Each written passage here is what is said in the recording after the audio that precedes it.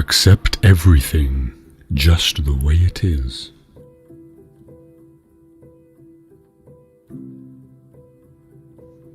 Do not seek pleasure for its own sake.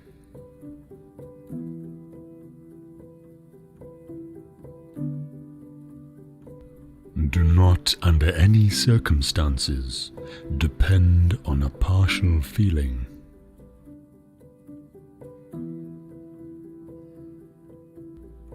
Think lightly of yourself and deeply of the world.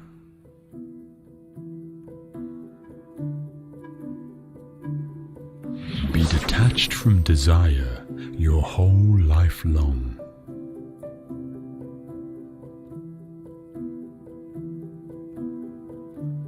Do not regret what you have done.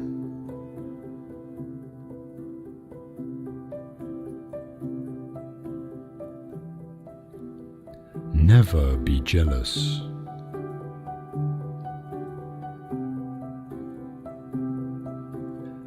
Never let yourself be saddened by a separation.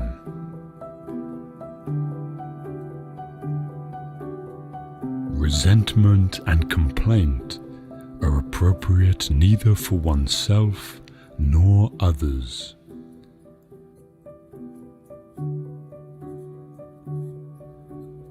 Do not let yourself be guided by feelings of lust or love.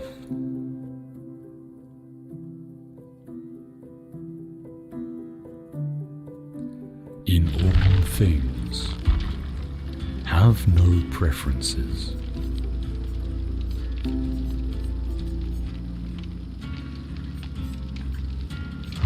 Be indifferent to where you live.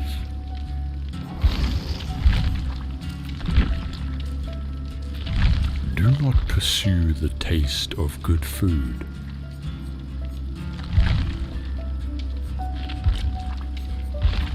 Do not hold on to possessions you no longer need.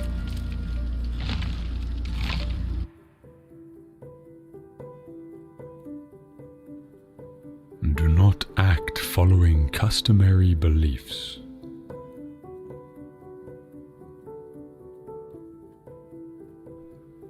Do not collect weapons or practice with weapons beyond what is useful.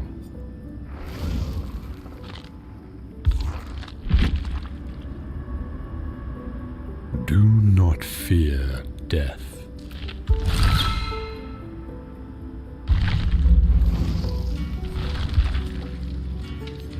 Do not seek to possess either goods or fiefs for your old age.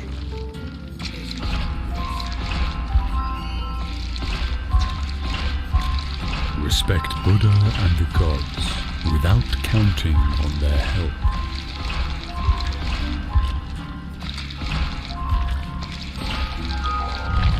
You may abandon your own body, but you must preserve your honor. Never stray from the way.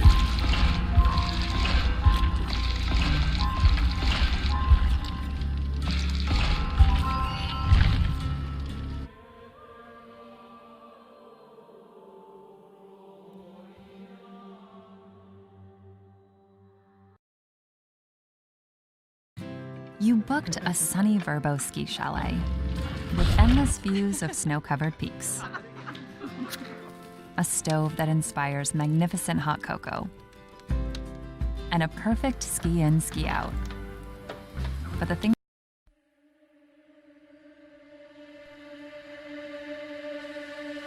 I know you. You were too short. You had bad skin. You couldn't talk to them very well. Words didn't seem to work. They lied when they came out of your mouth. You tried so hard to understand them. You wanted to be part of what was happening. You saw them having fun. And it seemed like such a mystery, almost magic. It made you think that there was something wrong with you. You'd look in the mirror trying to find it. You thought that you were ugly and that everyone was looking at you. So you learned to be invisible, to look down, to avoid conversation. The hours, days, weekends. Ah, the weekend nights alone. Where were you? In the basement? In the attic? In your room? Working some job? Just to have something to do? Just to have a place to put yourself? Just to have a way to get away from them? A chance to get away from the ones that made you feel so strange and ill at ease inside yourself? Did you ever get invited to one of their parties? You sat and wondered if you would go or not. For hours you imagined the scenarios that might transpire. If they would laugh at you, if you would know what to do, if you would have the right things on, if they would notice that you came from a different planet. Did you get all brave in your thoughts, like you were going to be able to go in there and deal with it and have a great time? Did you think that you might be the life of the party? That all these people were going to talk to you and you would find out that you were wrong, that you had a lot of friends and you weren't so strange after all? Did you end up going? Did they mess with you? Did they single you out? Did you find out that you were invited because they thought you were so weird? Yeah, I think I know you. You spent a lot of time full of hate. A hate that was pure as sunshine. A hate that saw for miles. A hate that kept you up at night. A hate that filled your every waking moment. A hate that carried you for a long time.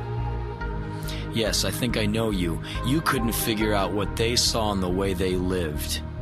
Home was not home. Your room was home. A corner was home. The place they weren't, that was home. I know you. You're sensitive, and you hide it because you fear getting stepped on one more time.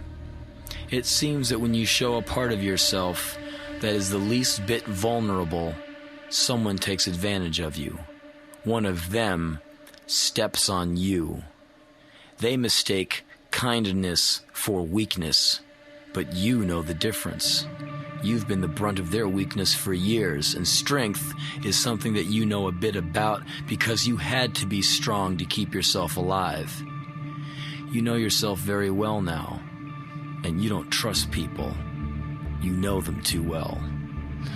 You try to find that special person, someone you can be with, someone you can touch, someone you can talk to, someone you won't feel so strange around. And you found that they don't really exist. You feel closer to people on movie screens. Yeah, I think I know you. You spend a lot of time daydreaming. And people have made comment to that effect, telling you that you're self-involved and self-centered. But they don't know, do they?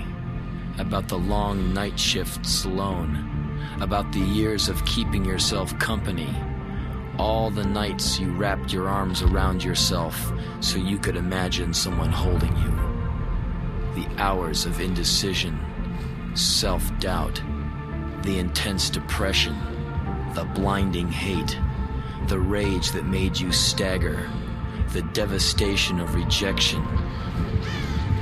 Well, maybe they don't know. But if they do, they sure do a good job of hiding it.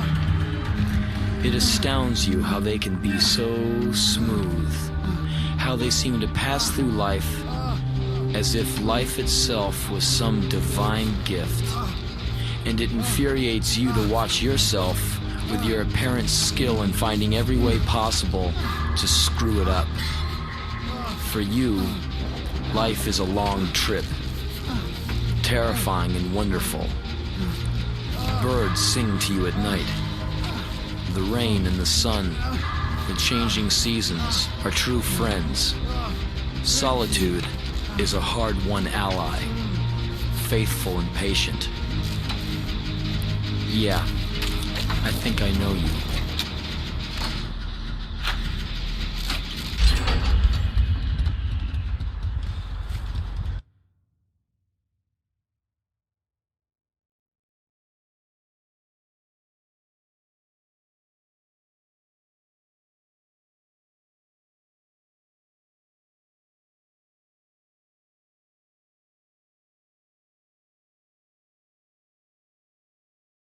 decisions. You have to believe it's something different.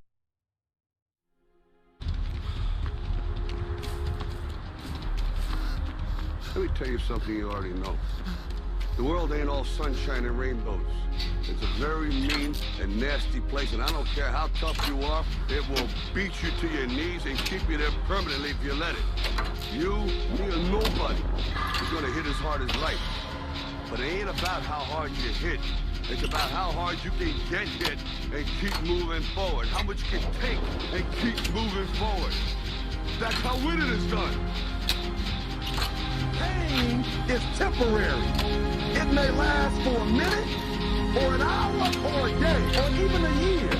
But eventually, it will subside, and something else will take its place. If I quit, however, it will last forever.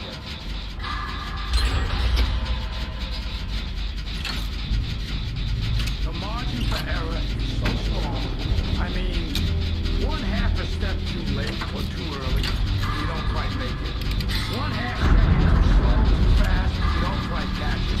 The inches we need are everywhere around us. They're in every break of the game, every minute, every second. You gotta dream. You gotta protect it.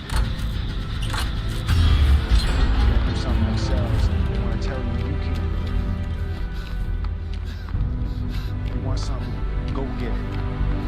Period. Don't be afraid to fail.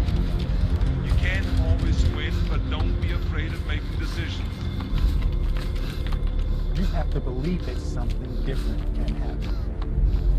He who says he can and he who says he can't are both usually right. That most of you say you want to be successful, but you don't want it bad. You just kind of want it. You don't want it badder than you want to party. You don't want it as much as you want to be cool. Most of you don't want success as much as you want to sleep. Follow little dude? Our deepest fear is not that we are inadequate. Our deepest fear is that we are powerful beyond measure. It is our light, not our darkness, that most frightens us. Dig deep down, ask yourselves, who do you want to be? Figuring out for yourselves what makes you happy, no matter how crazy it may sound to the people. Make a choice, right? Just decide what it's going to be, who you're going to be, how you're going to do it. Just decide. Why not? Why cannot be the MVP of the league? Cannot be the best player in the league? I don't see why. Why cannot be the best?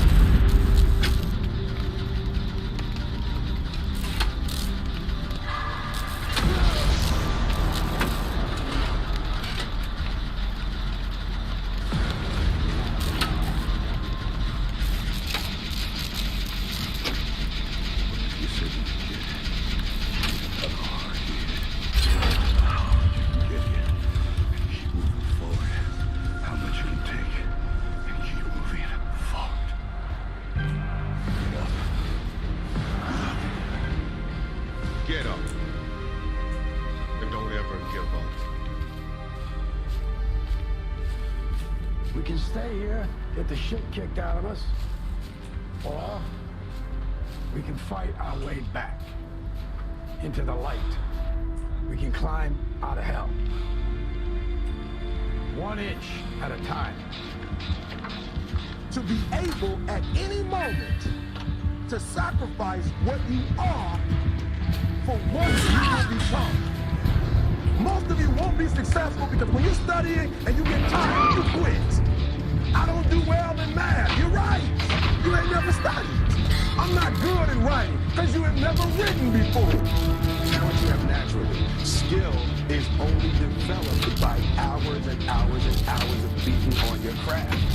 If you are not making someone else's life better, then you're wasting your time. Don't cry to give up. Cry to keep going. Don't cry to quit. You already in pain. You already hurt. Get a reward from it. Now, if you know what you're worth, then go out and get what you're worth. But you gotta be willing to take the hits. and not pointing fingers saying you ain't where you want to be because of him or her or anybody. Cowards do that, and that ain't you. You're better than that. Because every day is a new day. Every moment is a new moment. So now you got to go out and show them that I'm a different beast. Now, I'm going to show you how great I am.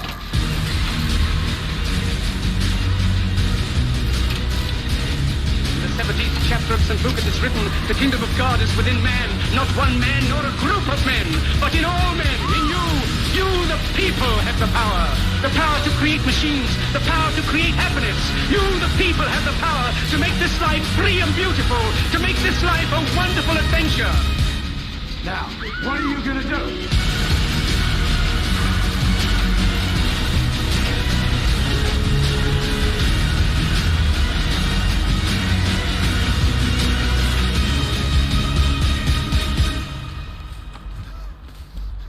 Because limits, like fears, are often just an illusion.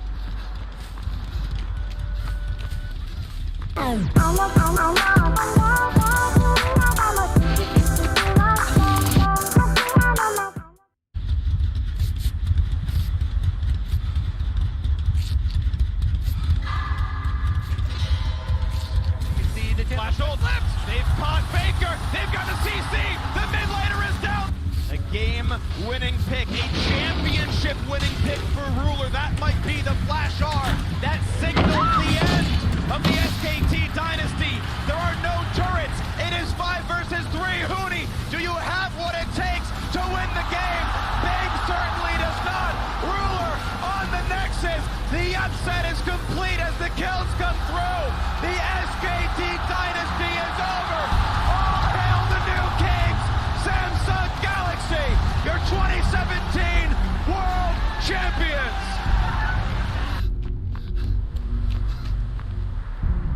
Yeah. You ain't gonna believe this. But you used to fit right here. I'd hold you up and say to your mother, this kid's gonna be the best kid in the world. This kid's gonna be somebody better than anybody ever knew. So the visits into the jungle not as fruitful. And there's the death bar coming in. And will it be enough? The pop and the ignites. Everything one's Faker. Let me tell you something you already know. The world ain't all sunshine and rainbows. It's a very mean and nasty place, and I don't care how tough you are, it will beat you to your knees and keep you there permanently if you let it. She takes it down, shot. Oh my god, he played that so well. Go back and get yourself when he so chooses. This makes it difficult for Crap. Look, he already burned some summer spells, and he's ulting now twice just to shove off the wave. Might have some kill try. Still getting got the last kick. He's on ground. Solo kills Faker.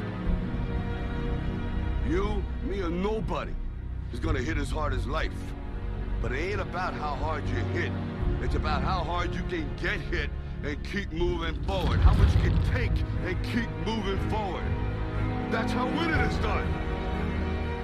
Now, if you know what you're worth, now go out and get what you're worth. But you gotta be willing to take the hits and not pointing fingers saying you ain't where you wanna be because of him or her or anybody. Cowards do that, and that ain't you. You're better than that. So they have a little bit more, but mid lane's gonna have to match it. Moving in, flash forward. Baker does what he can with a petrifying gaze, but it might not be enough. Heal coming through. Baker needs to make his way out. Out comes the backside. The flashback. Contracts now in terms of Baker pushing for a little bit more. Is he gonna get the first blood here? That's it from Baker. Super clean outplay there. Baker has been out of position because it's very hard to have position. Here an ultimate pop, and we see a turn. Yeah, Trenchline coming through. Big equalizer! Big shockwave comes through. Baker just absolutely devastates the ranks of KT Roaster. A triple kill for him. Pawn trying to get out with his life, but it just doesn't look very likely. And good God, off the backside of the Baron, SKT blow the game wide open. Huni Goes in with the killer instinct himself, finds it, and that's the 1-for-1 trade now behind Nate. The flank from Baker is insane. The Azir gets the free hit, and IG are separated. Torn, Baker can't get through, but flip through this the chain over the wall. It's Ducky 2. Korea builds it, and Baker builds the whole damn play. He's back.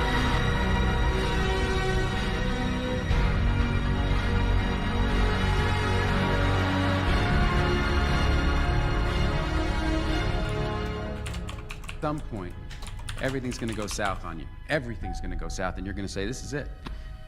This is how I end. Now, you can either accept that, or you can get to work. That's all it is. You just begin. You do the math. You solve one problem, then you solve the next one, and then the next. And if you solve enough problems, you get to come home. Trying to establish vision control.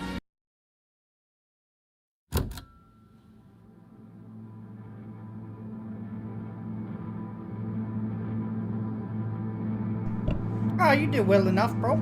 It's fine. We can't win them all. You'll win the next one. You got this. You're pro. Once upon a time, you and all your kind lived underneath bridges. I mean, I At have ridges 1,500 for hours ribs in the that game. dropped off into empty chests as if your hearts were all stolen You got this, treasures. dude. The next game As is if an all you. excavation crew were hired to dig up and remove the part of you that let you feel.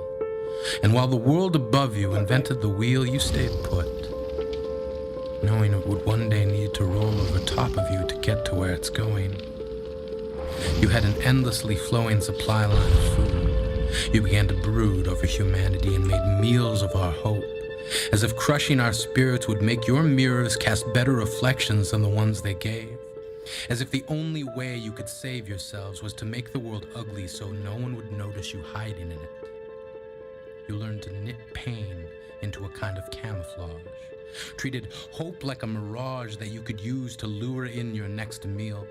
You lived off of our fears if you could taste what we feel. And every night, as the moon read bedtime stories to sunlight, you took darkness as an invite to head out into the world. You curled your hands into wrecking balls. Your breath became squalls. You made rocks rumble. You made land shiver. You made boys and girls pray that someone would deliver them from you. Told you you aren't real. And then one day, the world changed. But you all stayed the same. Just migrated from living underneath bridges to living underneath information superhighways. Days and nights became meaningless. Each already deepened chest became an abyss that no one would ever find the bottom of. Concepts like love fell into your gravity. We turned ourselves into life preservers, hoping to save as many as we could. But the fathers who stood guarding closet doors and the mothers who secured the floors underneath beds all shook their heads, not knowing how to deal with you. Who crept into our lives with tongues like knives, stabbing your words into our skin. You began uploading yourselves into our homes. You had computer screens for eyes and software for bones. You turned your hate into stones and hurled them at beauty as if you couldn't bear to see anything other than ugly, anything different. You had fingernails like flint and scraped them along decency, hoping we would be the ones to all catch fire. You all had smiles like one-way barbed wire, not meant to keep us out, meant to keep us in. Voice like a firing pin, you spoke in explosions. It isn't cute. It isn't funny. You've talked strangers into death and laughed. And as each family learns to graft skin over the wounds you gave them, you hem yourselves into the scar.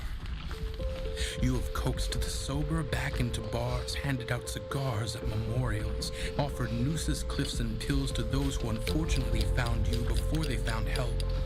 You have praised suffering, waltzed in between tragedies, gracefully dipping misery as if we would somehow be impressed with the dexterity of your animosity.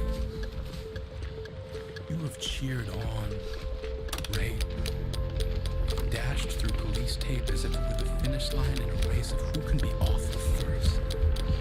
Even now, you somehow see this as an invitation to turn your keyboards into catapults, wondering which one of you can be the first to hate this best. You're loathing, already dressed in riot gear, ready to incite rage, as if each message board is a stage where you recite hostility, turning freedom of speech into freedom of cruelty.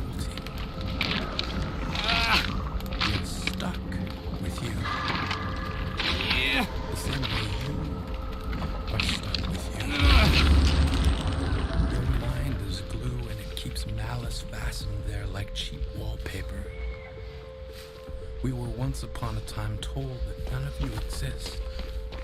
We dismissed you as make-believe or myth now, armed only with resolve.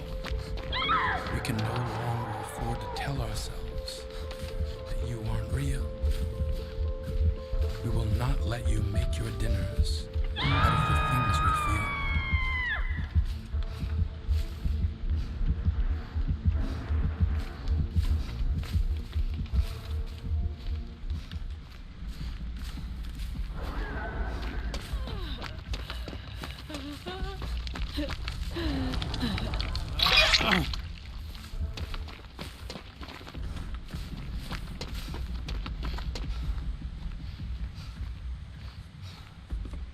When I was a kid, I used to think that pork chops and karate chops were the same thing. I thought they were both pork chops. And because my grandmother thought it was cute, they were my favorite, she let me keep doing it. Not really a big deal. One day, before I realized that kids are not designed to climb trees, I fell out of a tree and bruised the right side of my body. I didn't want to tell my grandmother about it because I was scared I'd get in trouble for playing somewhere I shouldn't have. A few days later, the gym teacher noticed the bruise and I got sent to the principal's office. From there, I was sent to another small room with a really nice lady who asked all kinds of questions about my life. As far as I was concerned, life was pretty good. I told her whenever I'm sad, my grandmother gives me karate chops. This led to a full-scale investigation.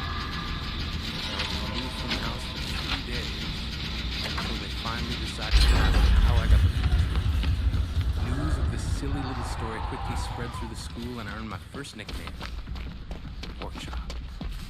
To this day, I hate pork chops. I'm not the only kid who grew up this way. Surrounded by people who used to say that line about sticks and stones. As if broken bones hurt more than the names we got called, and we got called them all. So we grew up believing no one would ever fall in love with us. That we'd be lonely forever. That we'd never meet someone to make us feel like the sun was something they built for us in their tool shed. So broken heartstrings and we tried to empty ourselves so we would feel nothing. Don't tell me that hurts less than broken hearts. That an ingrown life is something surgeons can cut away. But there's no way for it to metastasize as it does. She was 8 years old. Our first day of grade 3 when she got called ugly. We both got moved to the back of class so we would stop getting bombarded by spitballs. The school halls were a battleground where we found ourselves outnumbered day after wretched day. We used to stay inside the recess because outside was worse. Outside we'd have to rehearse running away or learn to stay still like statues, giving no clues that we were there in grade 5. We kept a sign at the front of her desk that read, "Beware of dogs." To this day, despite a loving husband, she doesn't think she's beautiful. Because of a birthmark that takes up a little less than half her face. Kids used to say she looks like a wrong answer that someone tried to erase but couldn't quite get the job done. And they'll never understand that she's raising 2 kids whose definition of because they see her heart before they see her skin, because she's only ever always been amazing. He was a broken branch grafted onto a different family tree. Adopted. Because his parents opted for a different destiny. He was 3 when he became a mixed drink of 1 part left alone and 2 parts tragedy. Started therapy in 8th grade. Had a personality made up of tests and pills. Lived like the uphills were mountains and the downhills were cliffs. For him, suicidal, a tidal wave of antidepressants and an adolescence being called poppers. 1 part because of the pills. 99 parts because of the cruelty. Tried to kill himself in grade 10 when a kid who could still go home to mom and dad had the audacity to tell him, get over it. As if depression is something that can be remedied by any of the contents found in a first aid kit. To this day, he is a stick of TNT lit from both ends. Could describe to you in detail the way the sky bends in a moment before it's about to fall. And despite an army of friends who all call him an inspiration, He remains a conversation piece between people who can't understand. Sometimes being drug-free has less to do with addiction and more to do with sanity. We weren't the only kids who grew up this way. To this day, kids are still being called names. Classics were, hey, stupid, hey, spaz. Seems like every school has an arsenal of names getting updated every year. And if a kid breaks in a school and no one around chooses to hear, do they make a sound? Or they're just background noise from a soundtrack stuck on repeat when people say things like kids can be cruel. Every school was a big top circus tent, and the pecking order went from acrobats to lion tamers, from clowns to carnies, all of these miles ahead of who we were freaks. Lobster cowboys and bearded ladies, oddities juggling depression and loneliness, playing solitaire, spinning the bottle, trying to smooth parts of ourselves and heal. But at night, while the others slept, we kept walking a tightrope. Practice, and yes, some of us fell. But I want to tell them that all of this is just debris left over when we finally decide to smash all the things we thought we used to be. And if you can't see anything beautiful about yourself, get a better mirror. Look a little closer. Stare a little longer. Because there's something inside you that made you keep trying despite everyone who told you to quit. You built a cast around your broken heart, and signing yourself beside it. They were wrong. Maybe you didn't belong to a group or a clique. Maybe they decided to pick you last for basketball or everything. Maybe you used to bring bruises and broken teeth to show and tell but never told. Because how can you hold your ground if they were wrong? Believe that they were wrong. They have to be wrong. Why else would we still be here? We grew up learning to cheer on the underdog because we see ourselves in them. We stem from a root planted in the belief that we are not what we were called. We are not abandoned cars stalled out and sitting empty on some highway. And if in some way we are, don't worry. We only got out to walk and get gas. We are graduating members from the class of faded echoes of voices crying out names will ever hurt me. Of course, they did. Our lives less to do with pain and more to do with beauty.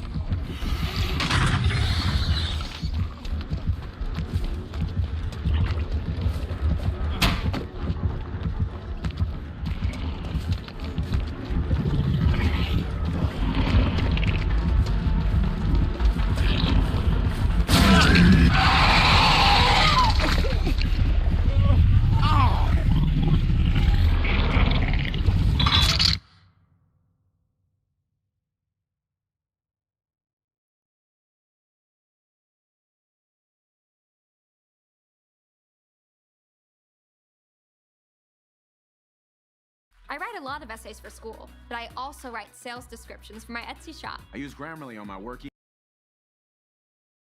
It doesn't matter why I was there. For the air is sterile and the sheet stains. Doesn't matter that I was hooked up to this thing that buzzed and beeped every time my heart leaped like a man whose fate tells him.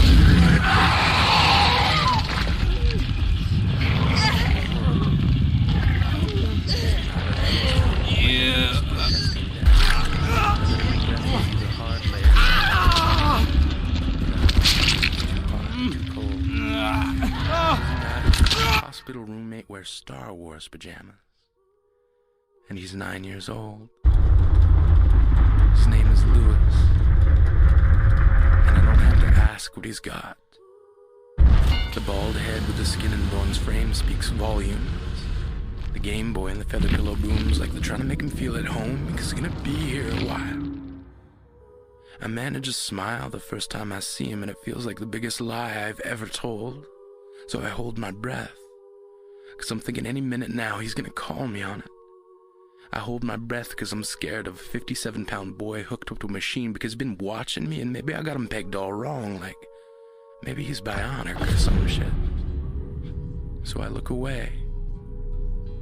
Like I just made eye contact with a gang member who's got a rap sheet the length of a lecture on dumb mistakes politicians have made. I look away like he's gonna give me my life back the moment I got something to trade. I'd damn near pull out my pack and say, cigarette. But my fear subsides in the moment I realize Lewis is all show and tell. He's got everything from a shotgun shell to a crow's foot, and he can put them all in context, like, see this from a shooting range and see this from a weird girl. I watch his hands curl around a cufflink at a tie tack and realize that every knick-knack is a treasure and every treasure's got a story, and every time I think I can't handle more, he hits me with another story. He says, see this from my father, see this from my brother, see this from that weird girl, see this from my mother. Took me about 2 days to figure out that that weird girl is his sister. Took him about 2 hours today after she left for him to figure out he missed her. They visit every day and stay well past visiting hours because for them that term doesn't apply. But when they do leave, Lewis and I are left alone. And he says the worst part about being sick is that you get all the free ice cream you ask for. And he says the worst part about that is realizing that there's nothing more they can do for you. He says ice cream can't make everything okay. And there's no easy way of asking, and I already know what he's gonna say, but maybe he just needs to say it, so I ask him anyway, are you scared? Lewis doesn't even lower his voice when he says, fuck yeah. I listened to a 9-year-old boy say the word fuck.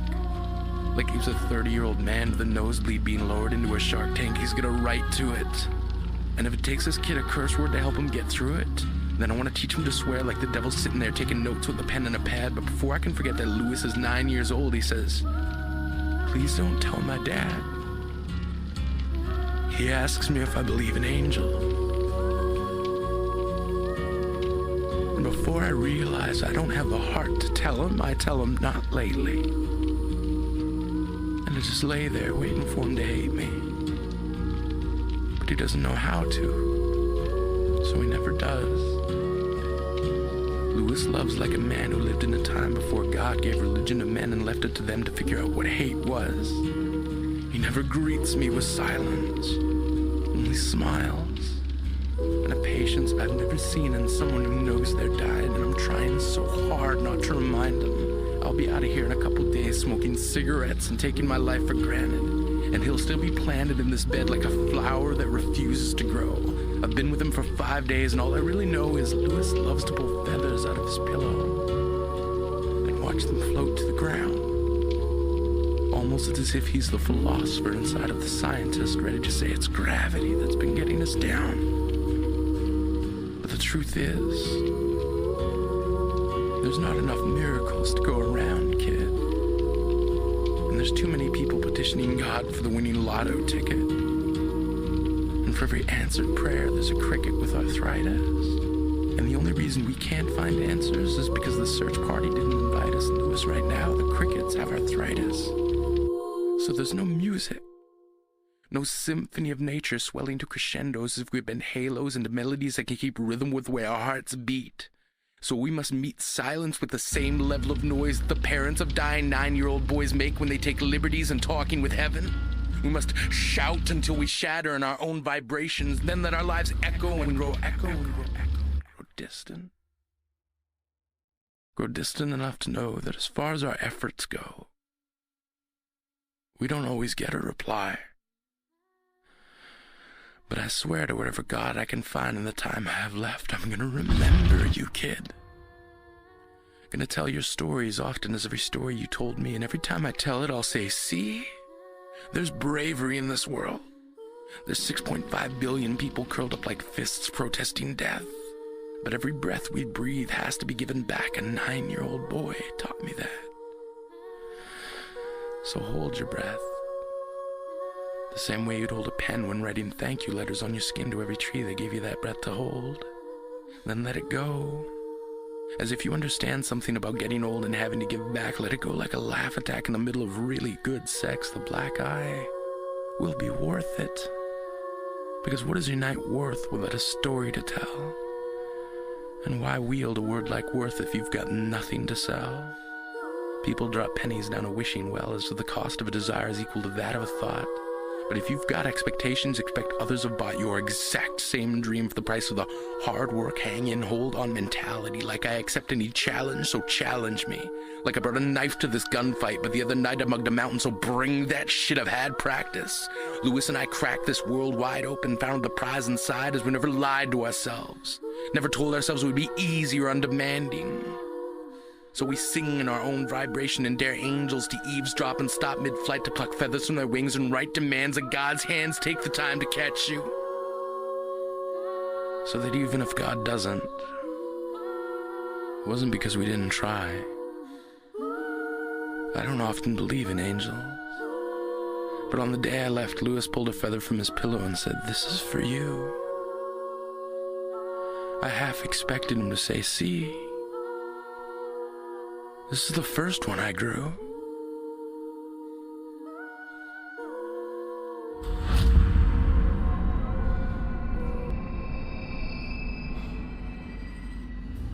Who are you? You look vaguely familiar. I look stunning. I don't know about familiar, darling. Your hair is...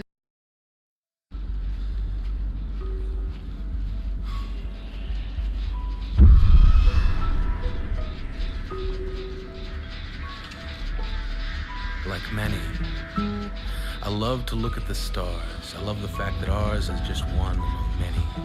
What I love about astronomy is that our constellations tell a story. Our constellations were born from mythology. Mythology was our first attempt to understand the world in which we live. We put a god in everything, and those gods would give us our reasons. Why is the sky blue? Who chose blue? The gods. How come men have nipples? It's the will of the gods. Why does this wine taste so good? There's a god in it. And for a while, there was not a single thing that the gods could not explain. We believed that their anger gave us lightning, their despair gave us rain. We whispered our desires to them, believing that their charity would sustain us. Those gods were just stories. And stories became a large part of how we learn. They burn lessons into our memory. They become a part of how we remember, and we can remember almost everything. Right down to that first unbearable bee sting. When we learned that this tiny blue marble we call the world has rules. Rule number 1. Fuck with the bees. An unforgettable lesson brought to you by your memories. I remember that I grew up loving mythology. I remember the story of the Titan Atlas, who was also the god of astronomy, the original global positioning system, sending sailors safely home by telling them which constellations to keep starboard. He taught us about the stars. He did all this while he held up ours. Our pale blue dot. But Atlas is caught between two different tellings of his story. In the first, he leads a rebellion against Olympus and is then sentenced to hold the heavens on his shoulders for eternity. In the second story, he is chosen to be the guardian of the pillars that hold up the earth and sky. I prefer the second story. It means that the world is not a punishment, but rather a responsibility. But how can just one be charged with such a burden? How can just one be responsible for all this? When I think of Atlas, I think of a single drop of rain. I think how unfair it is to hold a single drop solely responsible for making the entire world clean again. I remember how my grandmother tried to explain our world to me. She told me a story. She said the ground and the sky, they love each other, but they don't have arms or rain. That's just how they hold one another. I began to see how the earth and sky need each other. But I wondered about us. In this perfect design, where do we fit? Which piece of the puzzle are we? Like constellations, I began to see a connection between dots. I numbered my thoughts and drew lines from one to the next. I began to see us in the context of a bigger picture, sharpening the blur slowly into focus. We are Atlas. I saw that this pale blue dot, this one world, is all we get. There will be no reset button, no new operating system or downloadable upgrade. We will not be allowed to trade in our old world for a new one with climate control or better fuel efficiency. We get one shot at this. Dismiss all reports of second chances, we get one. And yet we draw advances on our future as if we won't one day be held accountable. We will. The human race runs toward a finish line emblazoned with the words too far and wonders, will we ever cross it? Have we already? We are faced with a seemingly impossible task, and it's okay to be afraid. Our dilemma stands before us like a mountain carved into a blockade. The sheer magnitude of our problem would be enough to dissuade anyone.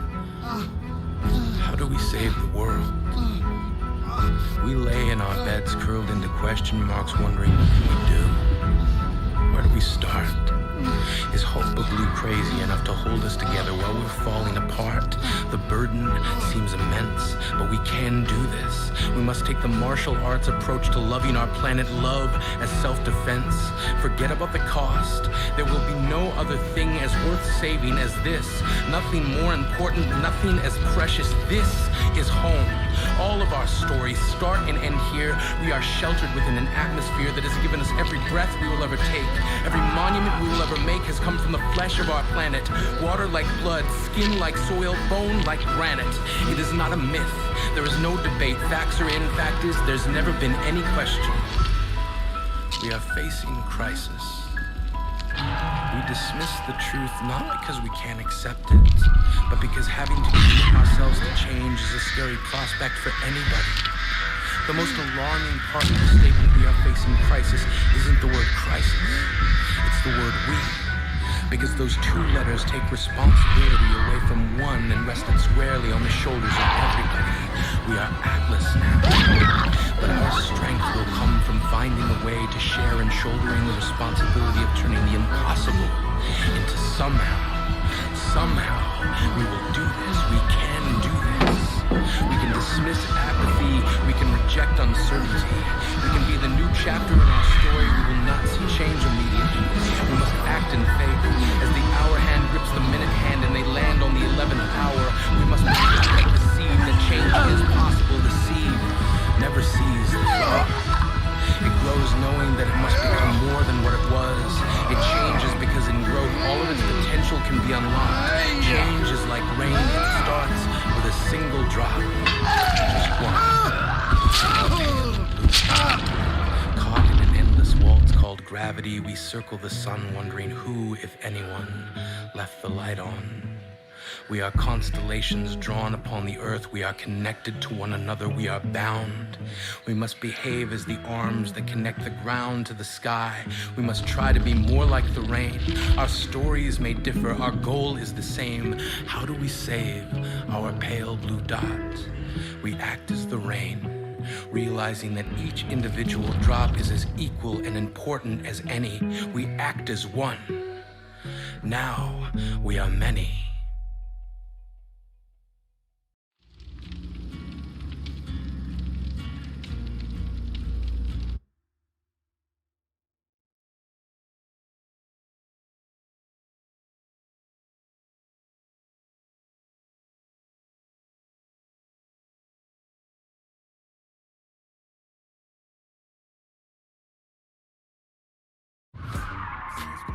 What happened? Baby, I'm so sorry. Found him flushing these. Do you want me to get you a tooth?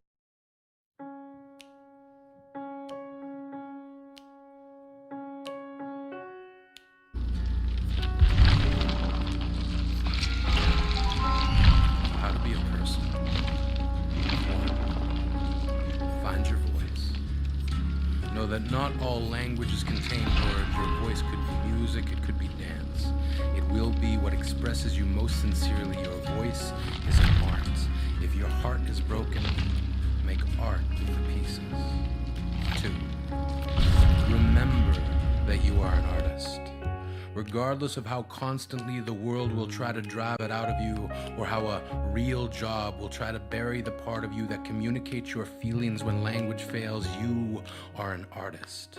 Whether it is with food or building robots, you will know your medium the instant you realize how in love you are with what it brings out of you. 3. apologize. You will not always be right. You will not always be wrong. You will hopefully always be learning. Atonement is a sacrifice of pride. Explanation of why you did what you did or said what you said will not vindicate you. If the cost to heal someone is only your pride, then apologize and be grateful that you received peace at such a bargain. 4. Forgive.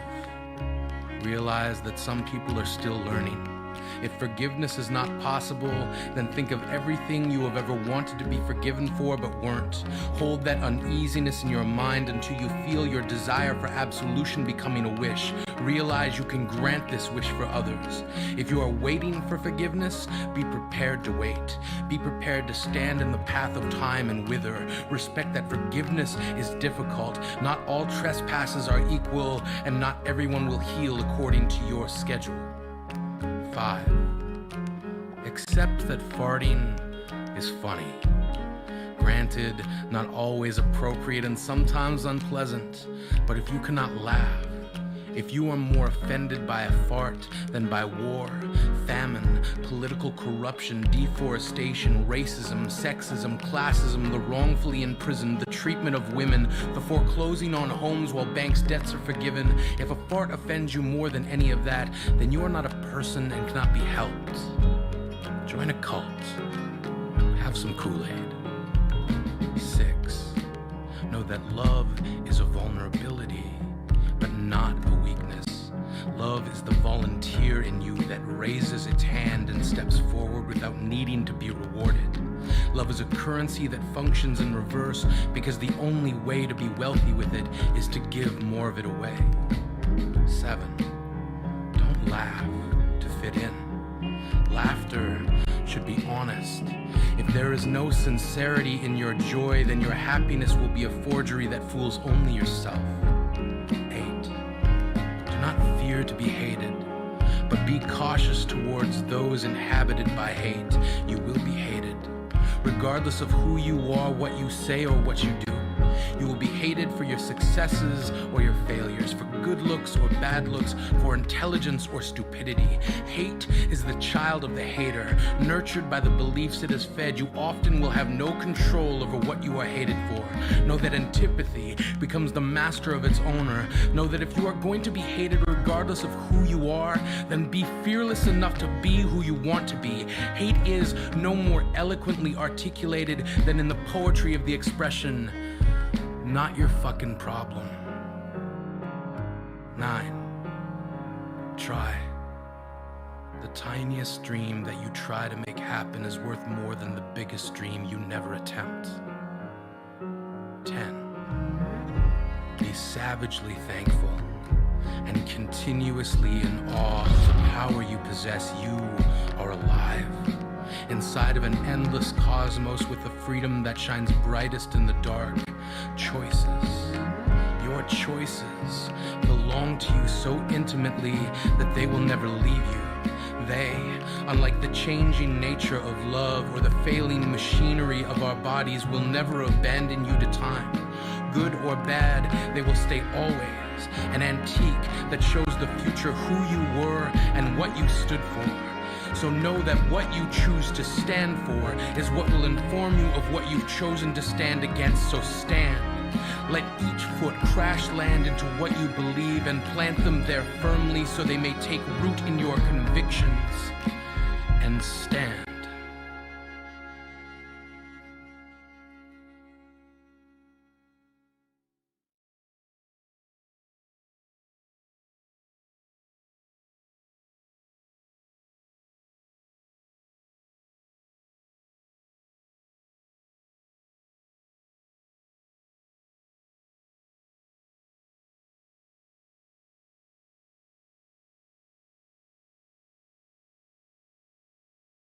When I was a kid, I used to think that pork chops and karate chops were the same thing. I thought they were both pork chops. And because my grandmother thought it was cute, and because they were my favorite, she let me keep doing it. Not really a big deal. One day, before I realized that kids were not designed to climb trees, I fell out of a tree and bruised the right side of my body. I didn't want to tell my grandmother about it because I was scared I'd get in trouble for playing somewhere I shouldn't have been. A few days later, the gym teacher noticed the bruise and I got sent to the principal's office. From there, I was sent to another small room with a really nice lady who asked me all kinds of questions about my life at home. I saw no reason to lie. As far as I was concerned, life was pretty good. I told her whenever I'm sad, my grandmother gives me karate chops. This led to a full-scale investigation, and I was removed from the house for 3 days until they finally decided to ask how I got the bruises. News of this silly little story quickly spread through the school, and I earned my first nickname, Pork Chop. To this day, I hate pork chops. I'm not the only kid who surrounded by people who used to say that rhyme about sticks and stones. As if broken bones hurt more than the names we got called, and we got called them all. We grew up believing no one would ever fall in love. That we'd be lonely forever. That we'd never meet someone to make us feel like the sun was something they built for us in a shed. So broken heartstrings bled the blues as we tried to empty ourselves so we would feel nothing. Don't tell me that hurts less than a broken bone. That an ingrown life is something surgeons can cut away, but there's no way for it to metastasize. It does. She was 8 years old. Our first day of grade 3 when she got called ugly. We both got moved to the back of the class so we would stop getting bombarded by spitballs. But the school halls were a battleground where we found ourselves outnumbered day after wretched day. We used to stay inside for recess because outside was worse. Outside, we'd have to rehearse running away or learn to stay still like statues, giving no clues that we were there in grade 5. They taped a sign to the front of her desk that read, "Beware of dog." To this day, despite a loving husband, she doesn't think she's beautiful because of a birthmark that takes up a little less than half her face. Kids used to say she looks like a wrong answer that someone tried to erase but couldn't quite get the job done. And they'll never understand that she's raising 2 kids whose definition of beauty begins with the word mom. Because they see her heart before they see her skin. Because she's only ever always been amazing. There's a broken branch grafted onto a different family tree. Adopted. Not because his parents opted for a different destiny. He was 3 when he became a mixed drink of 1 part left alone and 2 parts tragedy. Started therapy in 8th grade. Had a personality made up of tests and pills. Lived like the uphills were mountains and the downhills were cliffs. 4/5 suicidal, a tidal wave of antidepressants, and an adolescence being called pop. 1 part because of the pills, 99 parts because of the cruelty. He tried to kill himself in grade 10 when a kid who could still go home to mom and dad had the audacity to tell him, "Get over it." As if depression is something that can be remedied by any of the contents found in a first aid kit. To this day, he is a stick of TNT lit from both ends.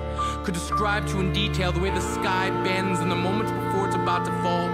And despite an army of friends who all call him an inspiration, he remains a conversation piece between people who can't understand. Sometimes being drug-free has less to do with addiction and more to do with sanity.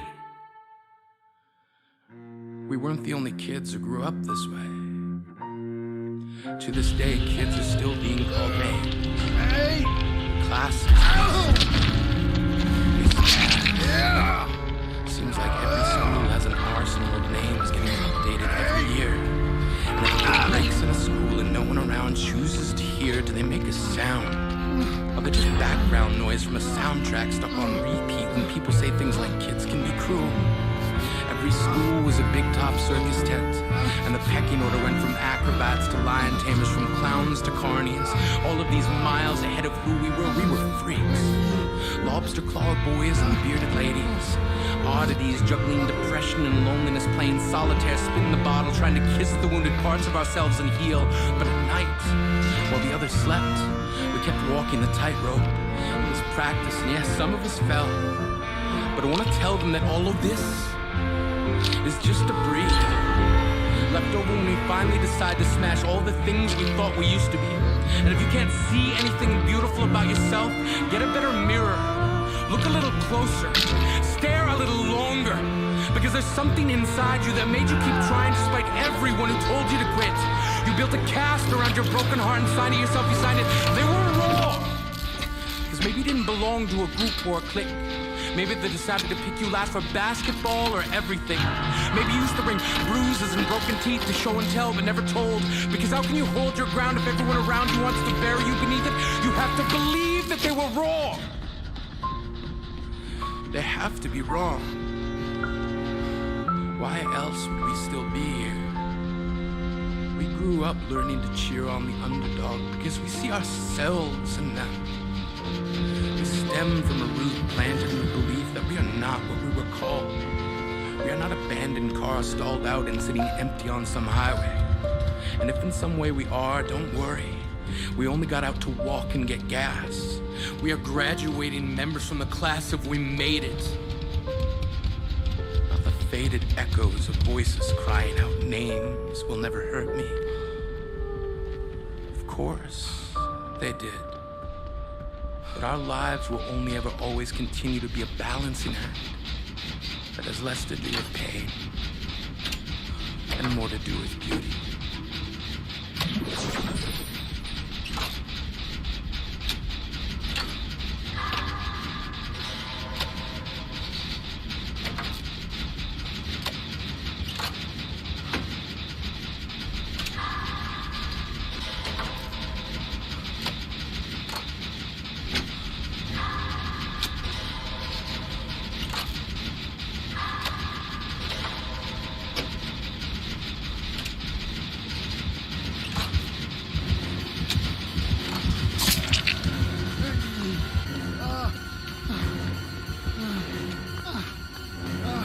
Welcome, everyone. Every time you walk through these doors, you're taking steps to find yourself. Remember, this is a safe place. There's no judgment. You are accepted right where you're at, and wherever that leads, to find your own peace and happiness. Feel free to express yourself, to release your anxiety. I want you to be able to walk out with inner strength to finally be free. Clayton, it's great to have you back. I know you don't like to share, but why don't you start us off tonight? We want to hear what you have to say.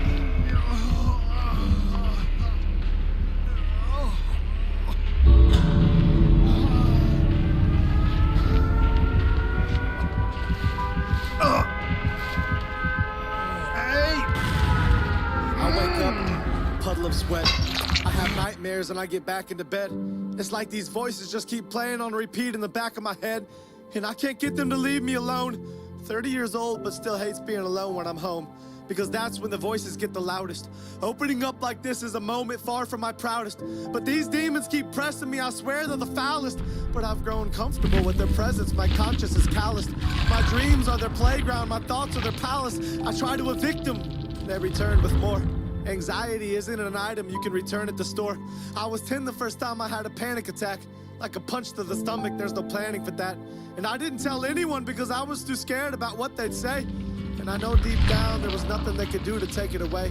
It was my fight to fight and my battle to face. I remember that house I grew up in and how those demons would rattle that place. I'd lay awake at night just staring at the ceiling. I've spent my whole life trying to run from that feeling of being lonely, that feeling of being lost, that feeling of being sick when the lights turn off, that feeling of being depressed, that feeling of being anxious, that feeling of screaming to God, begging him to take this, only to get silence in return. I lay in that bed crying and I tossed and I turned, and I turned and I tossed to this day. The doctors gave me medication, the pastor said pray. I tried both and this anxiety still hasn't gone away. So forgive me if I fantasize about being gone today. I'm an actor who got really good at being on today, but when I turn off, I go right back into the shadows. I'm in the deep end now, but I started in the shallows, and I might just drown myself in these waves. Suburban hell, these homes are all graves. Everyone's coping with something but won't admit it. They're all too afraid, and these kids are glued to watching me. What do I say? If I'm honest with them, maybe they won't think highly of me. Everything they want me to be is what I'm dying to be, but everything I really am is what I'm not trying to be. I want them to know that they're not alone in their struggles. I wake up in tears years and fall back asleep in those puddles. And I don't think I'll ever get out of this valley I'm in. Terrified that all along God has tallied my sins. And if he has, the number must be astronomical. My life is a joke and you keep reading just past the comic. Because everything you think that I am is far from the truth. I wish I could open up to you and just let loose. But my vocal cords get tight when the devil pulls on this noose. And then I'm back to keeping everything bottled up inside. But he's not gonna keep me from pulling the throttle back this time. He's not gonna keep me trapped like this. I can't get out of bed, I was never made to act like this. I'm packing up my bags and he can't stop me from running fast like this. I'm not gonna be a slave to these voices of anxiety. I'm shoving the devil back for every time that he lied to me. And I'm taking a belt to these demons who whisper despair in my ear. And I'm ignoring every naysayer who stands and stares when I'm near. I'm moving forward out of this slump. What up, dude? Nothing much, you.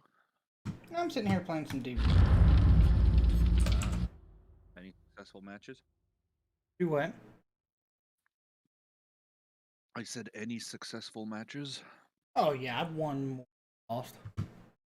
That's good. That's good. It hasn't been so bad. I'm tired of shit. Tell me about it. Last night I didn't sleep. I slept last night, but my sleep was kind of fitful. Didn't. No, I literally had insomnia all night. Couldn't sleep. Fuck, that happened to me, dude. When you do that, the best thing you can do is get up and do something, because you're just fucking. Well, I decided to watch the whole first and second season of fucking Sword Art Online.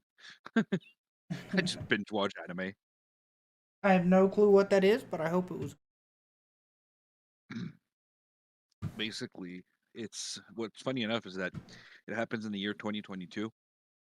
This Japanese game creator creates what's called a nerve gear, which is basically, instead of MMORPGs, it's VR MMOs.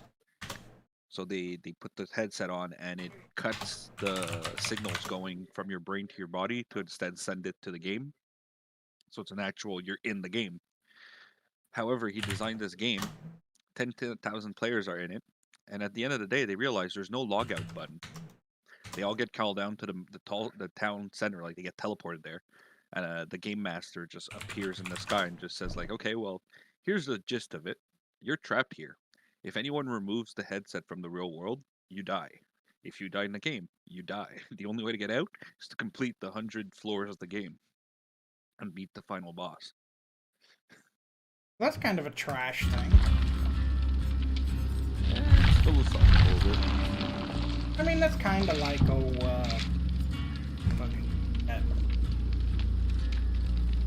VR. Player One. Ready Player One? Yeah, but Ready Player One, they can always escape. It's to search for an Easter egg, but it's fit in the genre. I'm gonna go grab some more tea before my next match here. Ugh, I'm getting old, my joints are stiff. Joints are stiff, your dick can't get hard.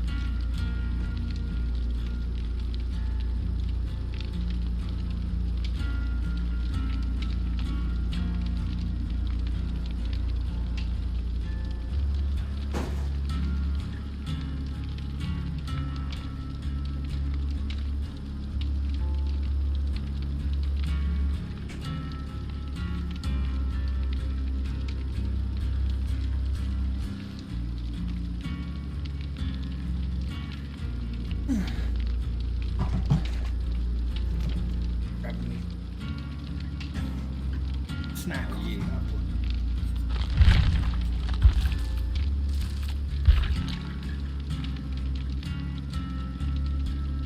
Got a sabotage too.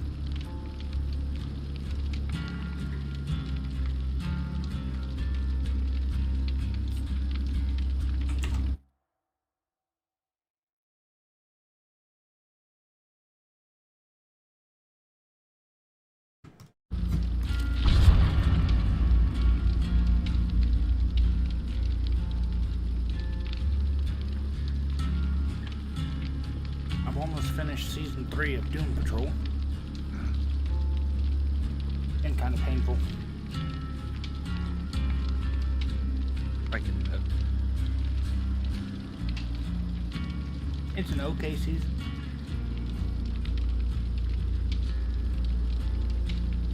But it's just a...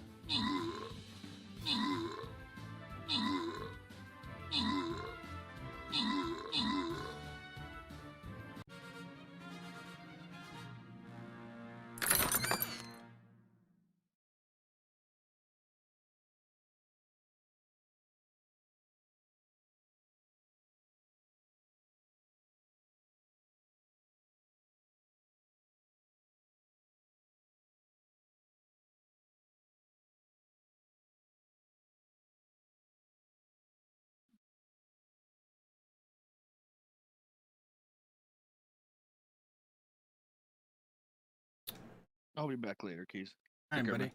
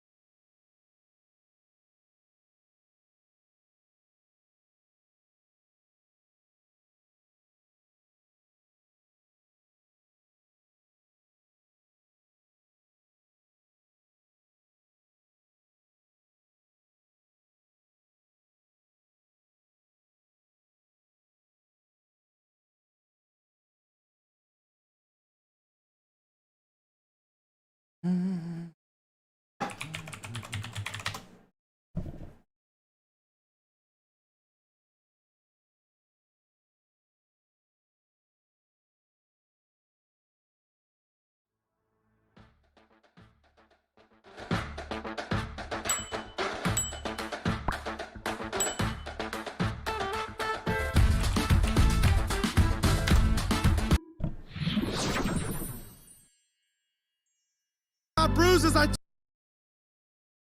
Welcome, everyone. Every time you walk through these doors, you're taking steps to find yourself. Remember, this is a safe place. There's no judgment. You are accepted right where you're at, and wherever that leads, to find your own peace and happiness. Feel free to express yourself to release your anxiety. I want you to be able to walk out with inner strength to finally be free. Clayton, it's great to have you back. I know you don't like to share, but why don't you start us off tonight? We want to hear what you have to say.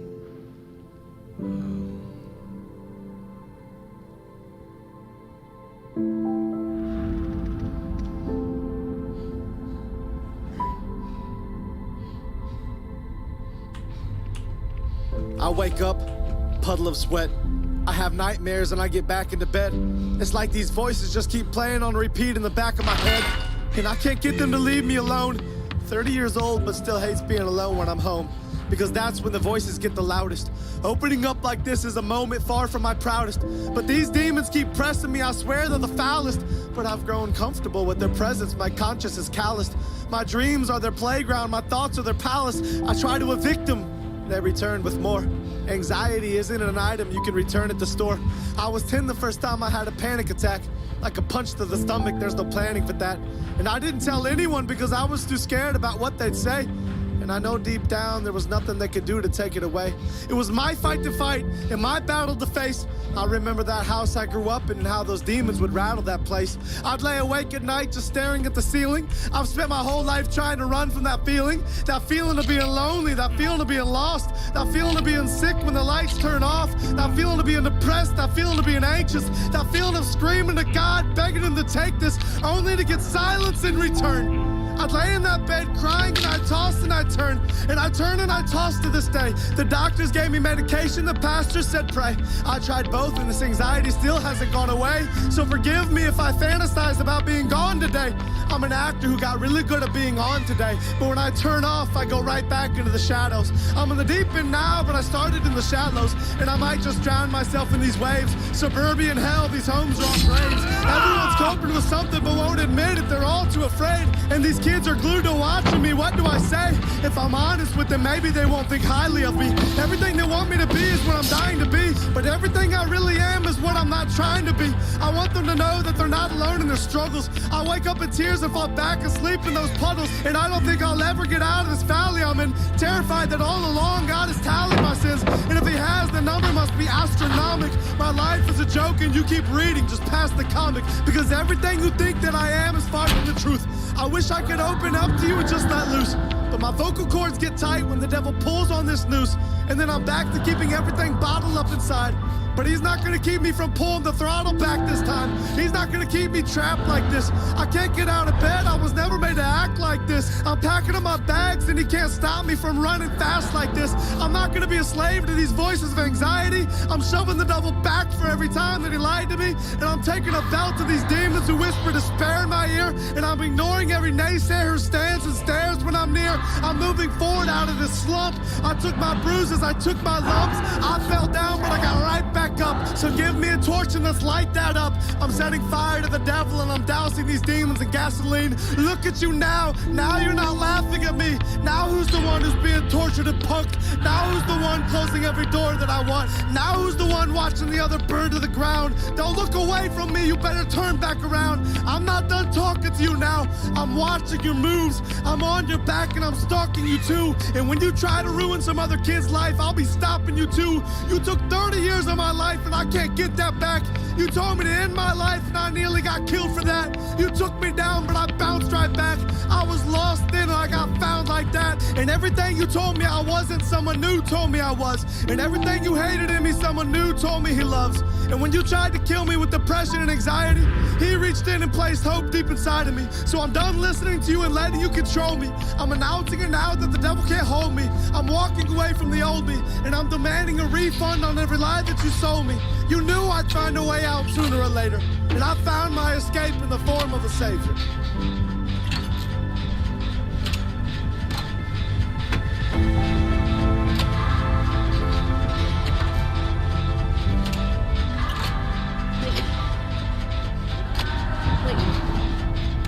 Clayton.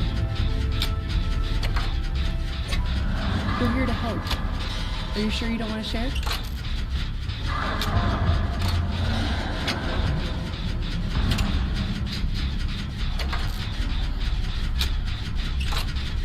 good. Thank you.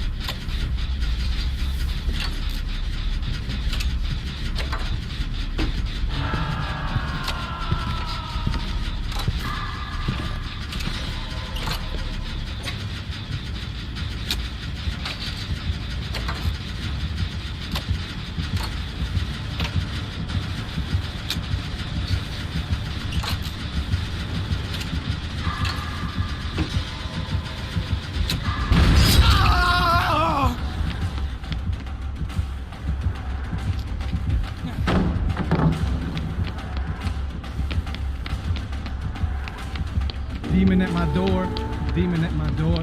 I slide back the curtain just to be sure. Ice on the window, now I'm certain it's her or him, whichever body it's currently in. Everybody listening is currently tense. Riptides regardless of the currents we're in. Suicide in homes behind a white picket fence. But outside the inner city, sinister sinning doesn't exist. Suburban America is somehow convinced that there's more demons in the hills than any Skid Row tent. But we can all get along, we can all coexist. It's all just a lie, and we know that it is. They quarantined the poor before COVID-19 never did. Pandemic or plandemic, it no longer makes sense. Unless it helps you make sense, then to you it makes sense. Make sense? To a few and their friends, to them we're just numbers, until numbers turn hunters, and then the wicked turn prey. Took a worldwide pandemic to get God's people to pray, and half of those people still aren't awake. No ripples, no waves, they're still not awake. You'll never plan for a tsunami if your brain is a lake. Blue, no need for you to tell me which pill you would take. But I pop red when reading red letters. I drop dead alone in the desert. Sins like the sands, too many to measure. You'll never know how much you hate yourself until you're finally treasured. I buried past pain, I can cry when I'm better, but I don't know if I can take much more. Demon at my door, demon at my door. Demon bring death, that's why the D comes before. Deathman is secretly what demon stands for. But you're numb to it like Molly on the dance floor. Every weekend Molly can soar. The doctor's answer? Demon at your door, man, you never should have answered. Codeine for cancer, are you stupid? Or was he that cunning? A demon will feed you forever and you'll still feel hungry. Demon at my door, they dislike me the most. I never knew things got cold when the devil gets close. You'd be surprised how quickly a demon will use a human for a host. The show goes on and so do the ghosts. They hover above us like Macy Day floats. A Hummer heads for Macy as she plays in the snow. Daydreaming driver, where did he go? Distracted by demons, possessed by a ghost. Quick, look away, too hard to see. Black eyes hit black ice, too hard to see. Grace is the old lady 2 doors over and across the street. She keeps to herself, 70-something and super discreet. But suddenly won't stop telling the neighbors she saw a child get lifted 10 feet, just as an SUV sped underneath. Grace is a widow, she struggles with grief. It's dementia, people, it's obvious to see. And you think it's safe to have her driving our street? She's losing it, we've all noticed. I know it's not just me. Suddenly it's grabbed the pitchfork. Rumors spread like a paperboy fortune board, judged by her neighbors. I guess that's why some streets are called courts. Grace ends up admitted without ever admitting she never saw what she said. Macy asks why the neighbor lady is strapped to a bed. Because she's possessed, thinks Macy's mom in the back of her head. Because she's sick. Mom walks away and Macy just watches. Perfect picture of truth taken hostage. Red pill means bondage. Well-fed people still starving for knowledge. We've all experienced the unknown if we're honest. It's people's unknown response to what we know that keeps us quiet. PC pills, they want us all on their diet. 10 twice a day or twice more to keep quiet. Stop taking mine, revved for a riot. They can't sell you lies if you no longer buy it. Mention spirituality and everyone's into it. Mention the Holy Spirit and some people now hesitant. Why are you looking at me like that? We're relatives. I guess everything's relative. I'm a furnace sometimes, installed the vent. Don't count on people to call you unless it's a call for rent. Feeling irrelevant breeds feeling irreverent. I spent family outings pointing out elephants. Safari me turned sorry me. Clayton, you can't call out the friction in the air. What's wrong with you? Something missing up there? Yeah. Filter. Words just a filler. 2 birds still a killer. Hate rats, sorry Willard, but hate Willard's worse. Never trust a Willard's words. Rodents for friends only makes it worse. I'm trying to tell you something but can't say it with words. I keep coming back to poetry because it helps when I hurt. This world entertains us while taking our worth. Been a skeptic since birth. If I can't see it, I don't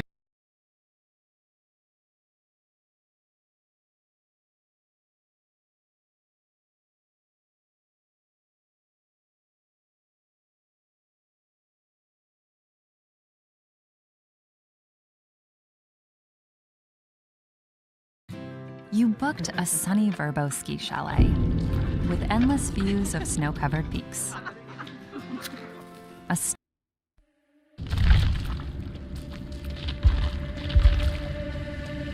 I know you. You were too short. You had bad skin. You couldn't talk to them very well.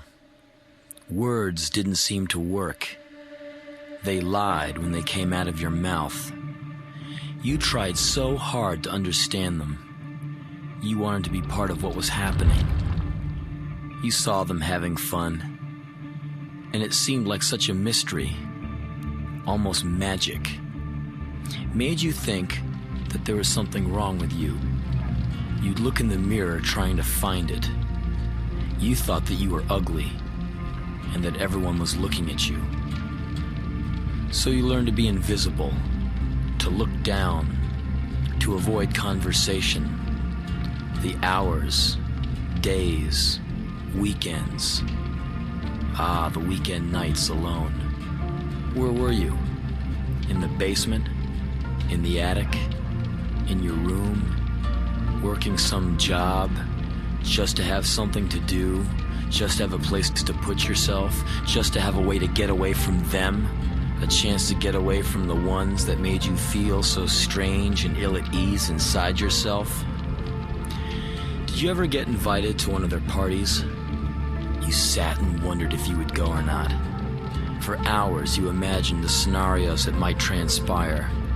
If they would laugh at you, if you would know what to do, if you would have the right things on, if they would notice that you came from a different planet. Did you get all brave in your thoughts, like you were going to be able to go in there and deal with it and have a great time? Did you think that you might be the life of the party, that all these people were going to talk to you and you would find out that you were wrong, that you had a lot of friends and you weren't so strange after all? Did you end up going? Did they mess with you? Did they single you out? Did you find out that you were invited because they thought you were so weird? Yeah, I think I know you. You spent a lot of time full of hate. A hate that was pure as sunshine. A hate that saw for miles. A hate that kept you up at night. A hate that filled your every waking moment. A hate that carried you for a long time. Yes, I think I know you. You couldn't figure out what they saw in the way they lived. Home was not home. Your room was home. A corner was home. The place they weren't, that was home. I know you. You're sensitive, and you hide it because you fear getting stepped on one more time. It seems that when you show a part of yourself that is the least bit vulnerable, someone takes advantage of it. One of them steps on you. They mistake kindness for weakness, but you know the difference. You've been the brunt of their weakness for years, and strength is something that you know a bit about because you had to be strong to keep yourself alive. You know yourself very well now, and you don't trust people. You know them too well. You try to find that special person, someone you can be with, someone you can touch, someone you can talk to, someone you won't feel so strange around. And you found that they don't really exist. You feel closer to people on movie screens. Yeah, I think I know you. You spend a lot of time daydreaming, and people have made comment to that effect, telling you that you're self-involved and self-centered. But they don't know, do they? About the long night shifts alone, about the years of keeping yourself company, all the nights you wrapped your arms around yourself so you could imagine someone holding you, the hours of indecision, self-doubt, the intense depression, the blinding hate, the rage that made you stagger, the devastation of rejection. Well, maybe they do know. But if they do, They sure do a good job of hiding it.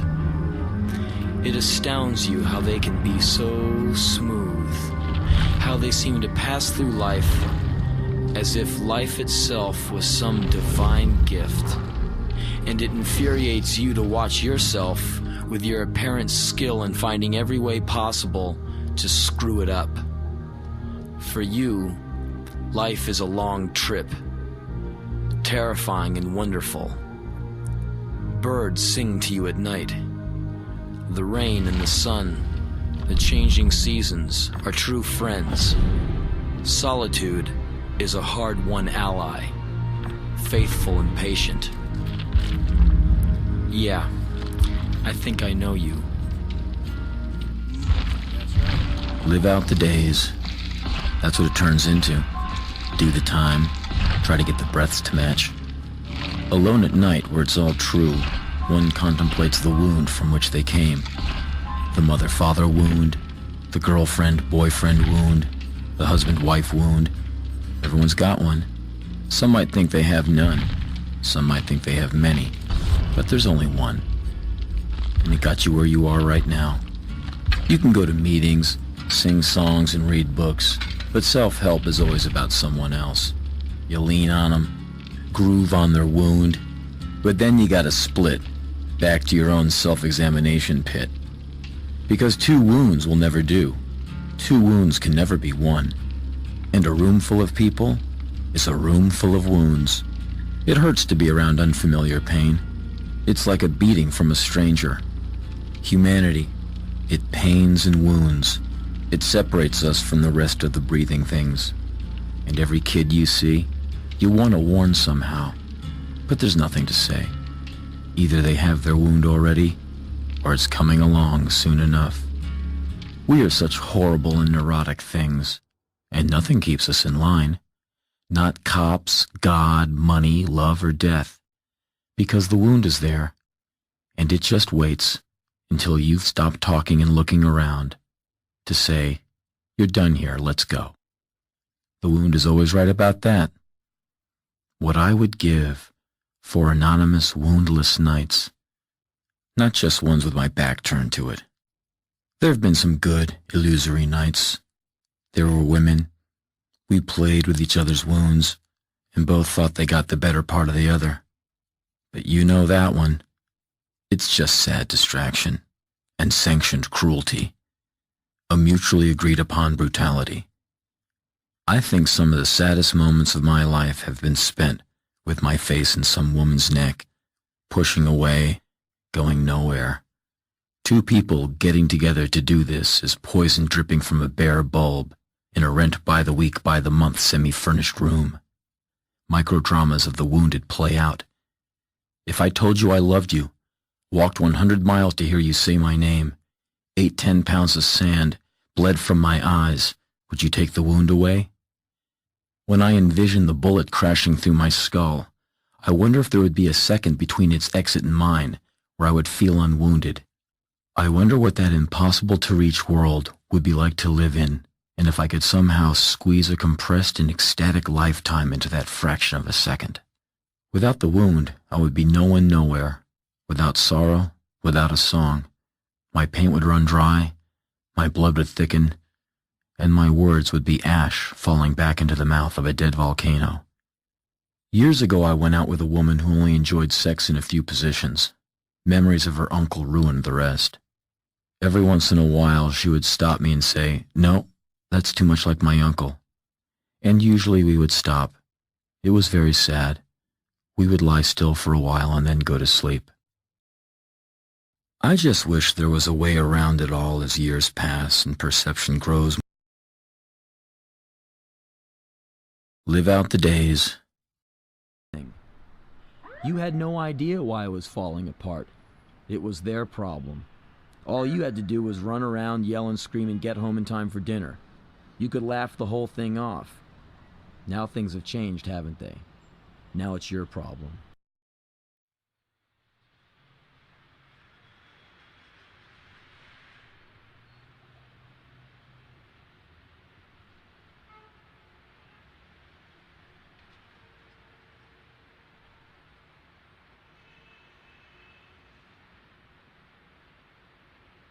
This is everything. Every twisted sinew car wreck love. The sea gives up, gets thirsty, and dies thin and spitting on dry land. And that's where everything takes over. The other night on Lincoln Boulevard, a Mexican man with a bag full of plastic racing cars went from store to store trying to sell the garbage. What the hell was he thinking?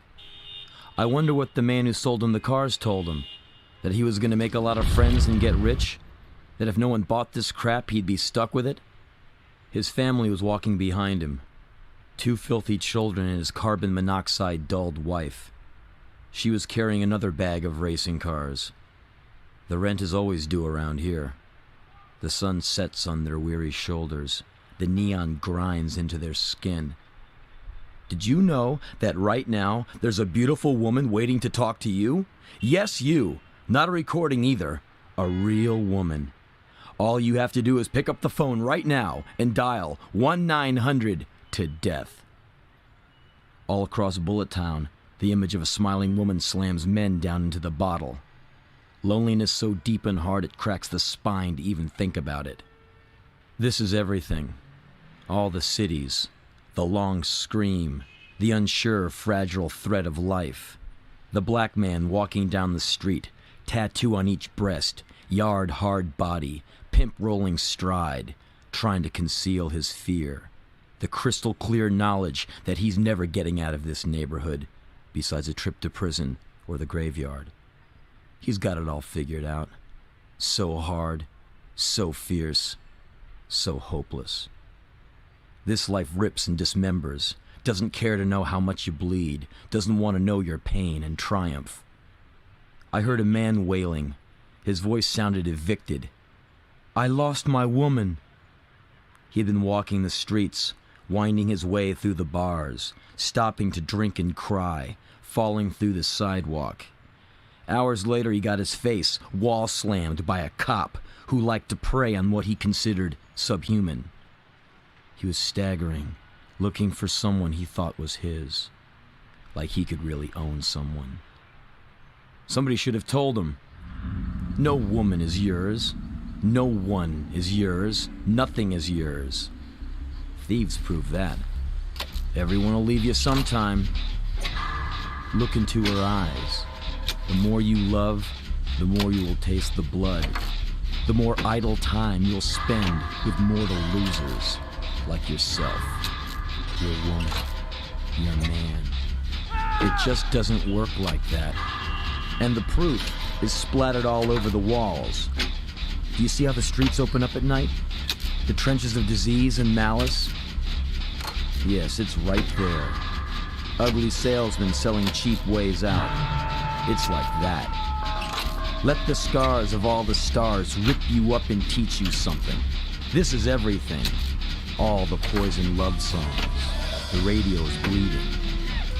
They should sell dried blood scraped off the streets, tell you it belonged to a daytime television actor, so you could line up and buy it.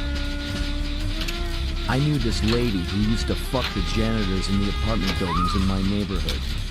She used to take care of me while my mom was at work. I would sit in the front rooms of basement apartments and watch black and white television while she turned tricks. This is everything. A wound stitched together by ghettos, the violent promise of inequality. Trails of crime lights compact dirt into humanity. This isn't an excuse, just the facts. Save your bullets and your guilt for later.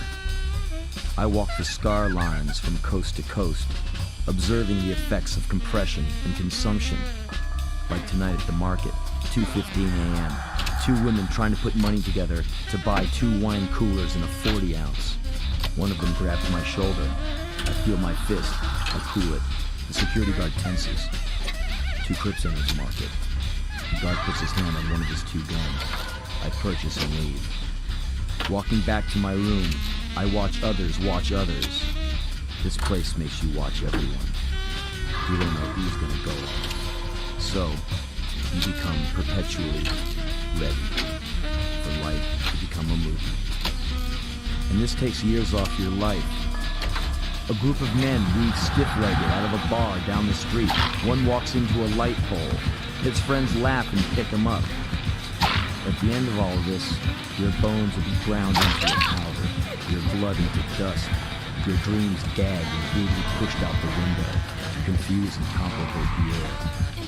The blues hit so hard they crack your ribs, snap your spine, splatter your brains on the ceiling, wrap your car around a tree, drive you to drink, love, trust, and crawl. A man sits in his car, parked in the middle of the lot, turns the radio up, takes a long drink, and lets it pass by. No headaches tonight. He can't go home to that thing watching television. The squawking, screeching mistake. The roaring monster he was once in love with. He stays out at night. Drinks alone. She does the same inside the house. They have not touched without violence for 2 years. The kid doesn't come to visit. He's somewhere in Oregon. Fuck it. So I failed. Failed who? Whatever.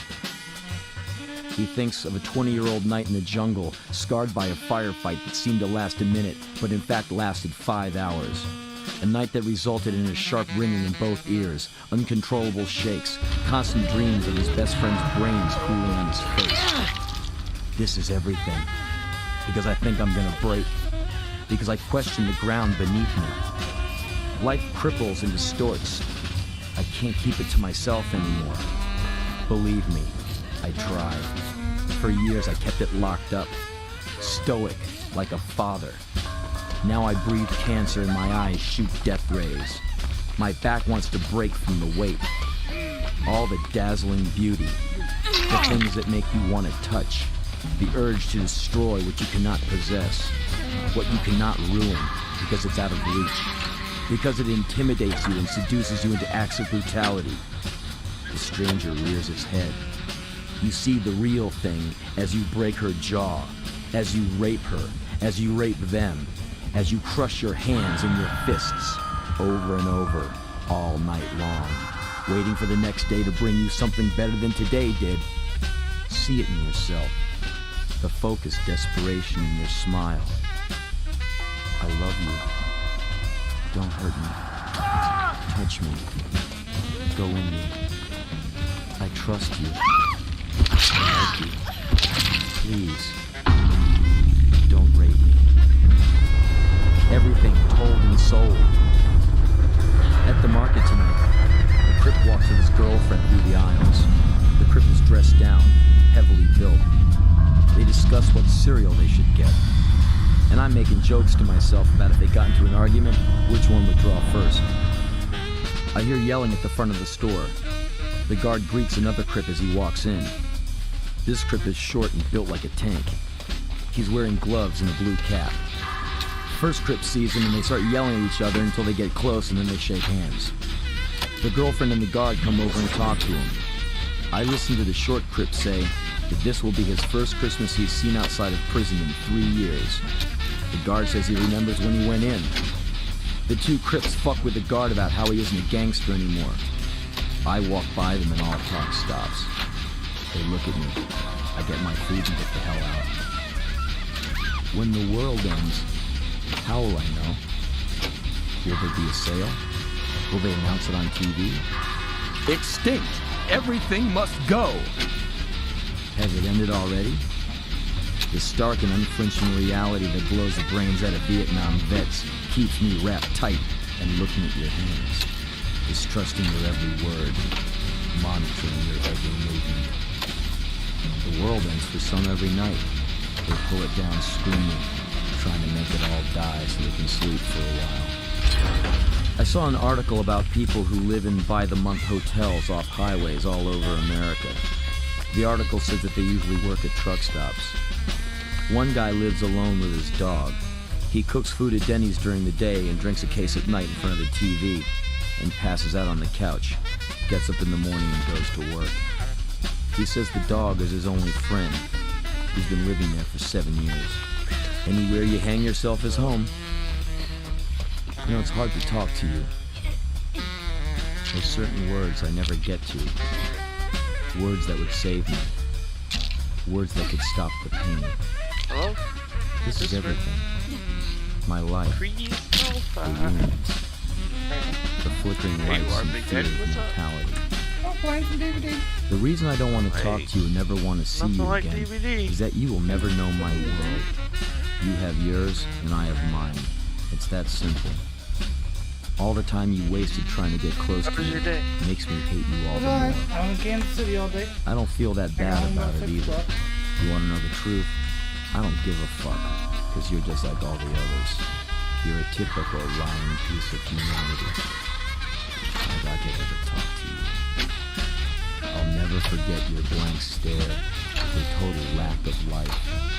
That vacant, faraway look that I mistook for depth and understanding.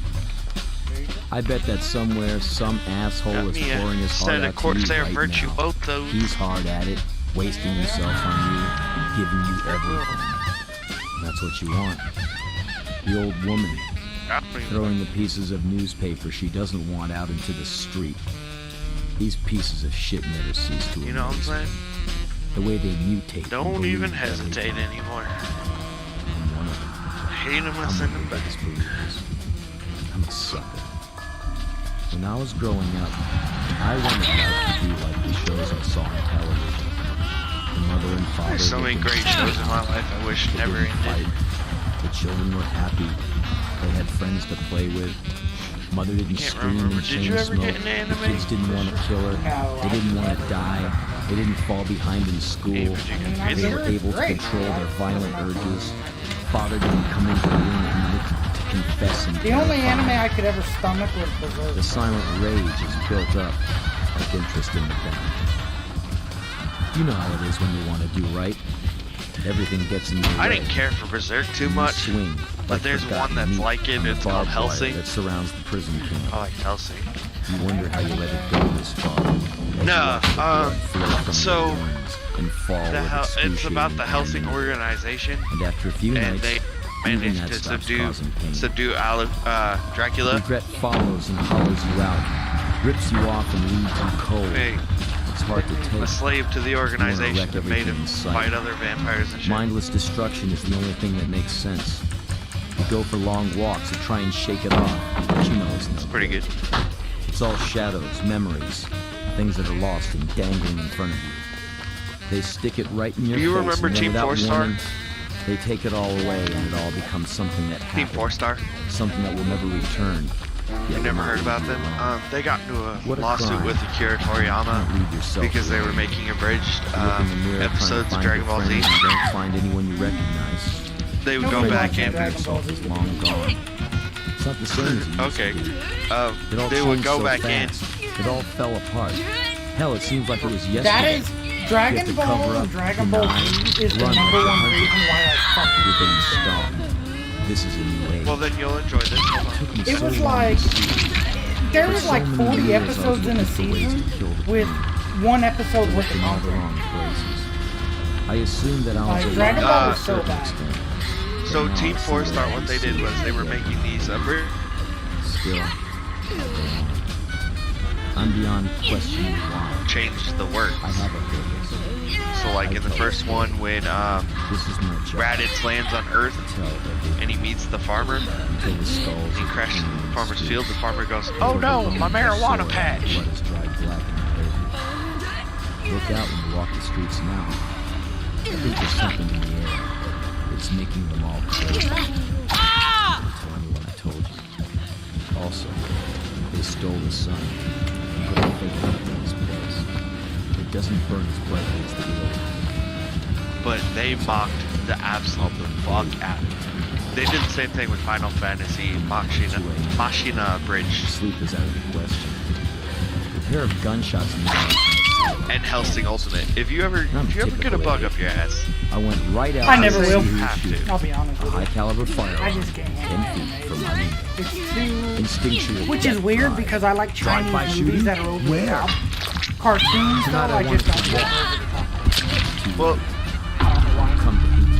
if you would, just as a favor to me, just hop on YouTube and look up the first episode of Hellsing Abridged. If you don't like it, you don't like it. One of these days when I have some time. I think you will find it probably the funniest thing you've ever fucking watched.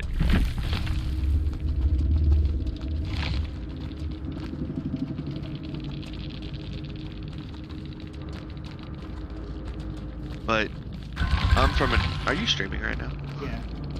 Fuck. Anyway.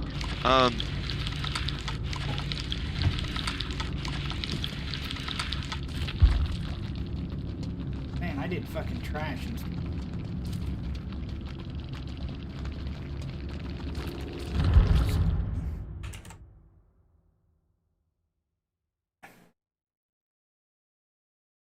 I'll tell you, I actually had a good day at work and I still feel like shit. That's what's up. Good day at work. It makes me feel better about my fucking pathetic existence, I guess. Work was I actually got everything done in a reasonable amount of time today. I really did. Like I walked in, busted shit out, and walked back out of that site. Fucking felt great. Life was good. Drove back to the shop, took everything inside, and fucking went home 6 o'clock. Damn. And before you left, they said they're hiring. Yeah. Yeah. We're the show. Oh, we just fucking wrecked. We tried, though. We tried, boys. We tried.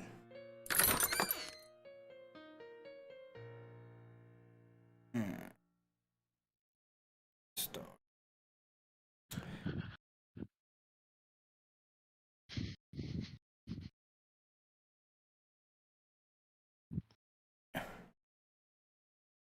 Alright, back to...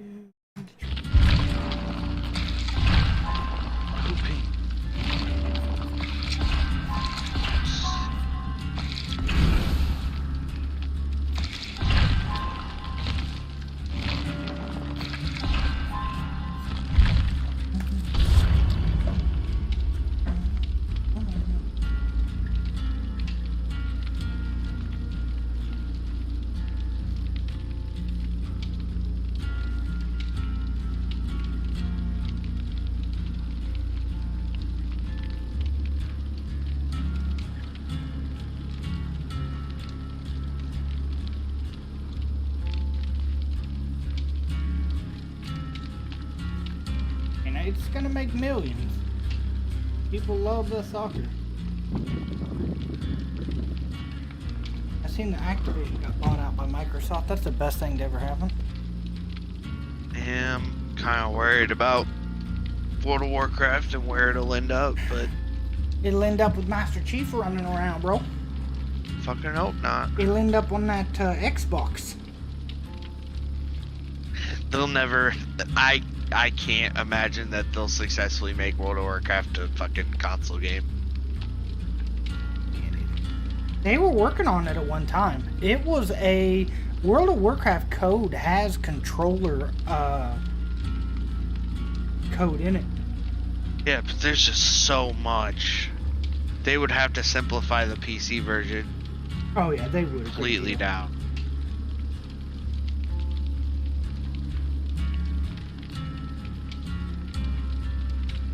Do you want Activision Blizzard games to come to Xbox exclusives? Yes, please. Ooh, and that's the winner of the poll. 41.9% of people agree.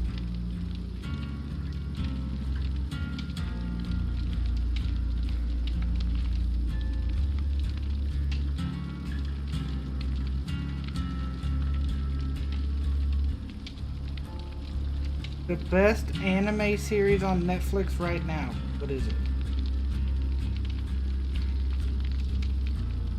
Full Metal Alchemist. Super Crooks, apparently. Which, I did watch Super Crooks. I watched most of Super Crooks. It's actually pretty good. I don't know if that counts as animated. But Super Crooks was good. I don't know if you've ever watched it. It is good. I only watched it because of the world that it's set in.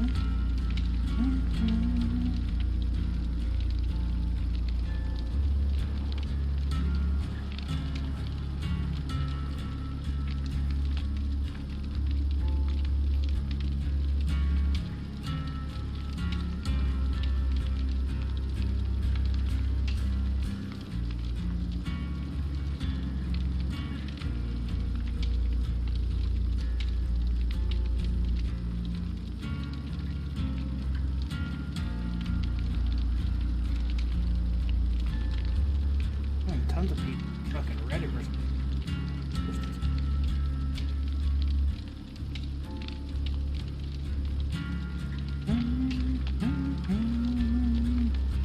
Usually, how long do Dead by Daylight games usually last?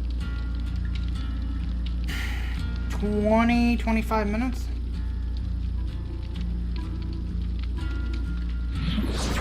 Torchlight Infinite. Ooh, did this come out?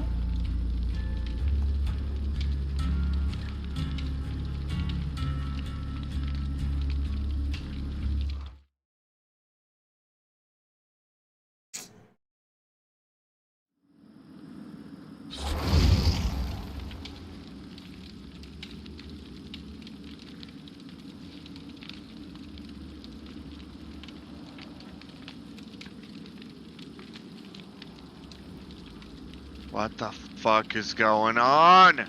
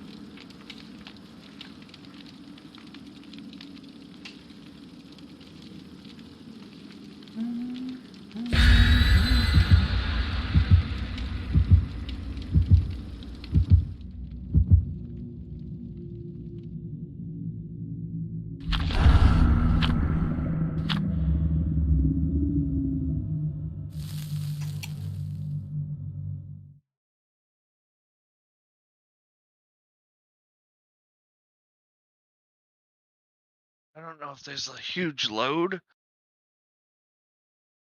on my on Spectrum's service down here. Hey, god damn it. I was joining you and you started a match. Oh, I didn't even.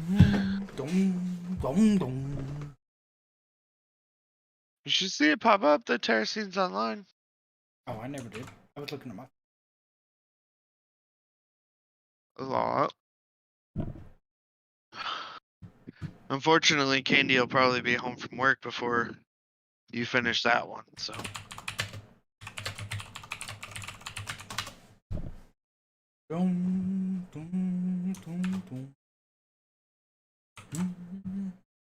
Waiting for this key to VHS. I'm hoping they pick me. Fucking key coming. What? VHS. It's in beta. What is it? It's Dead by Daylight. It's called VHS.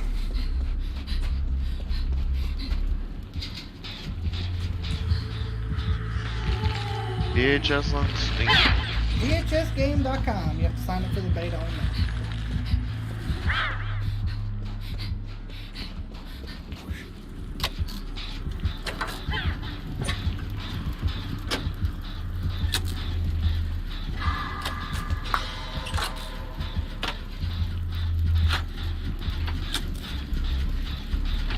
Jelly Dickens, that one guy, and Red Dead Online Legion.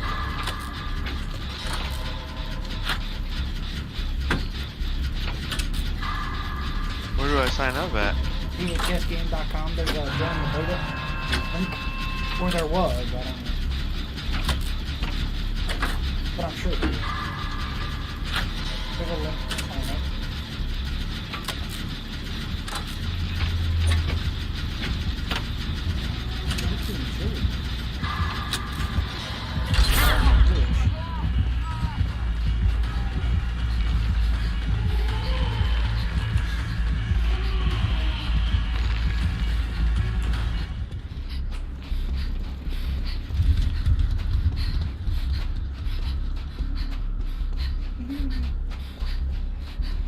Zero 6059.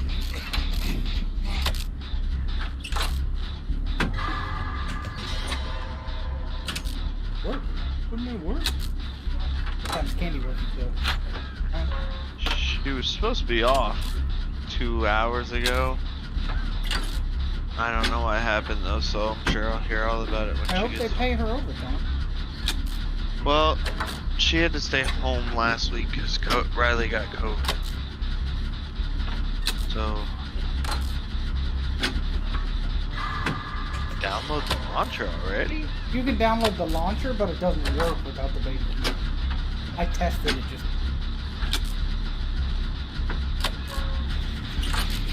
Yeah, you can download the launcher early, but it won't launch the game. I'm not gonna bother downloading the launcher early.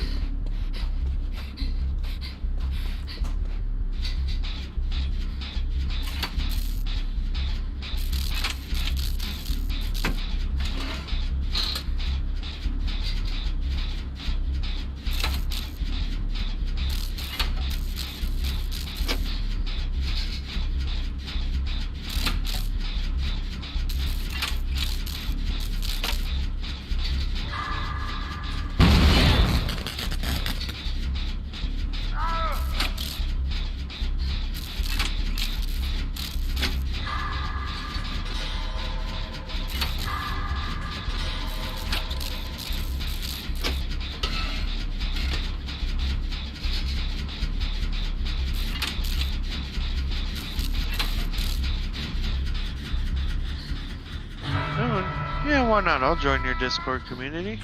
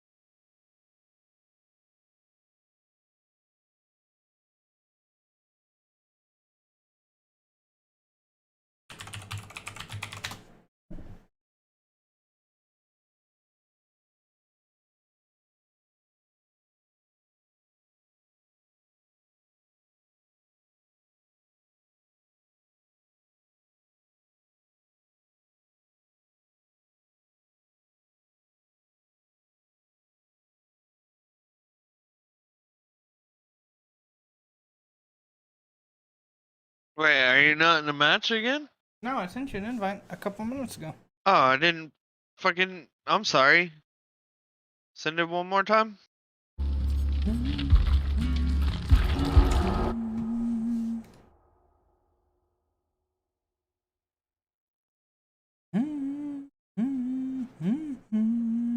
You know, I've only played like 2 hours of this game, right? I have no idea what I'm doing.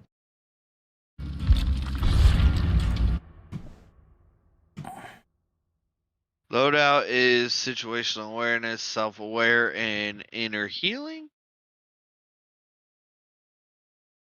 I don't know what any of that means. But this dude is level 13.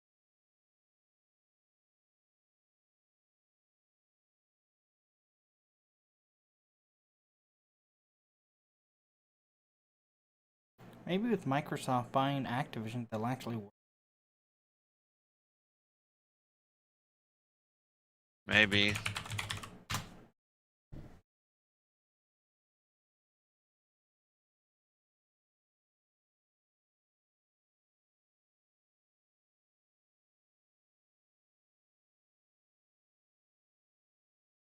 I don't know what any of this shit does, so. I can do one game. Okay.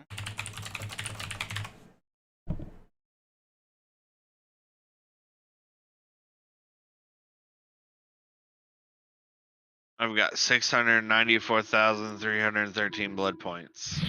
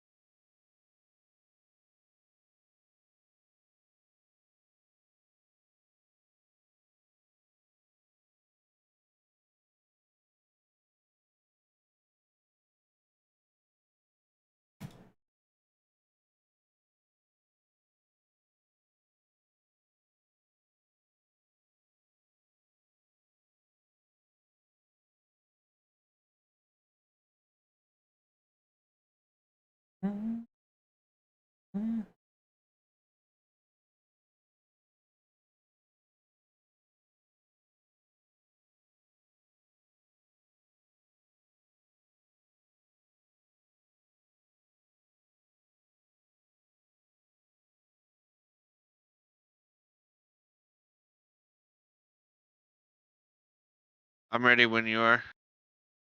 Both ready.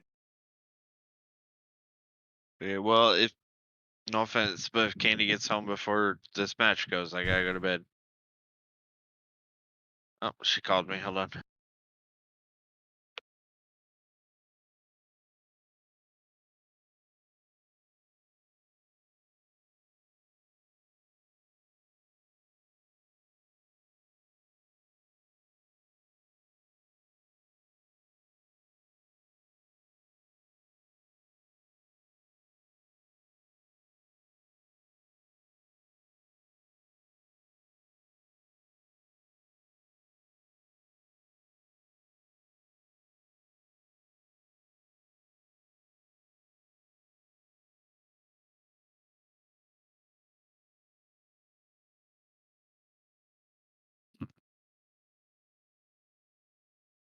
I better just not even try tonight. Alright, buddy. How do I'm I gonna get go out ahead of and call it a this night too. I'm gonna go play some Battlefield 2042. Oh, but I don't get to watch that. Well, no, I'm not. Because I just lounge in bed and play it on the PlayStation. Let's host my I'll miss boy you. Odie. Our boy Odie. Dan's a good guy. I like this guy. Well, I've never met him before.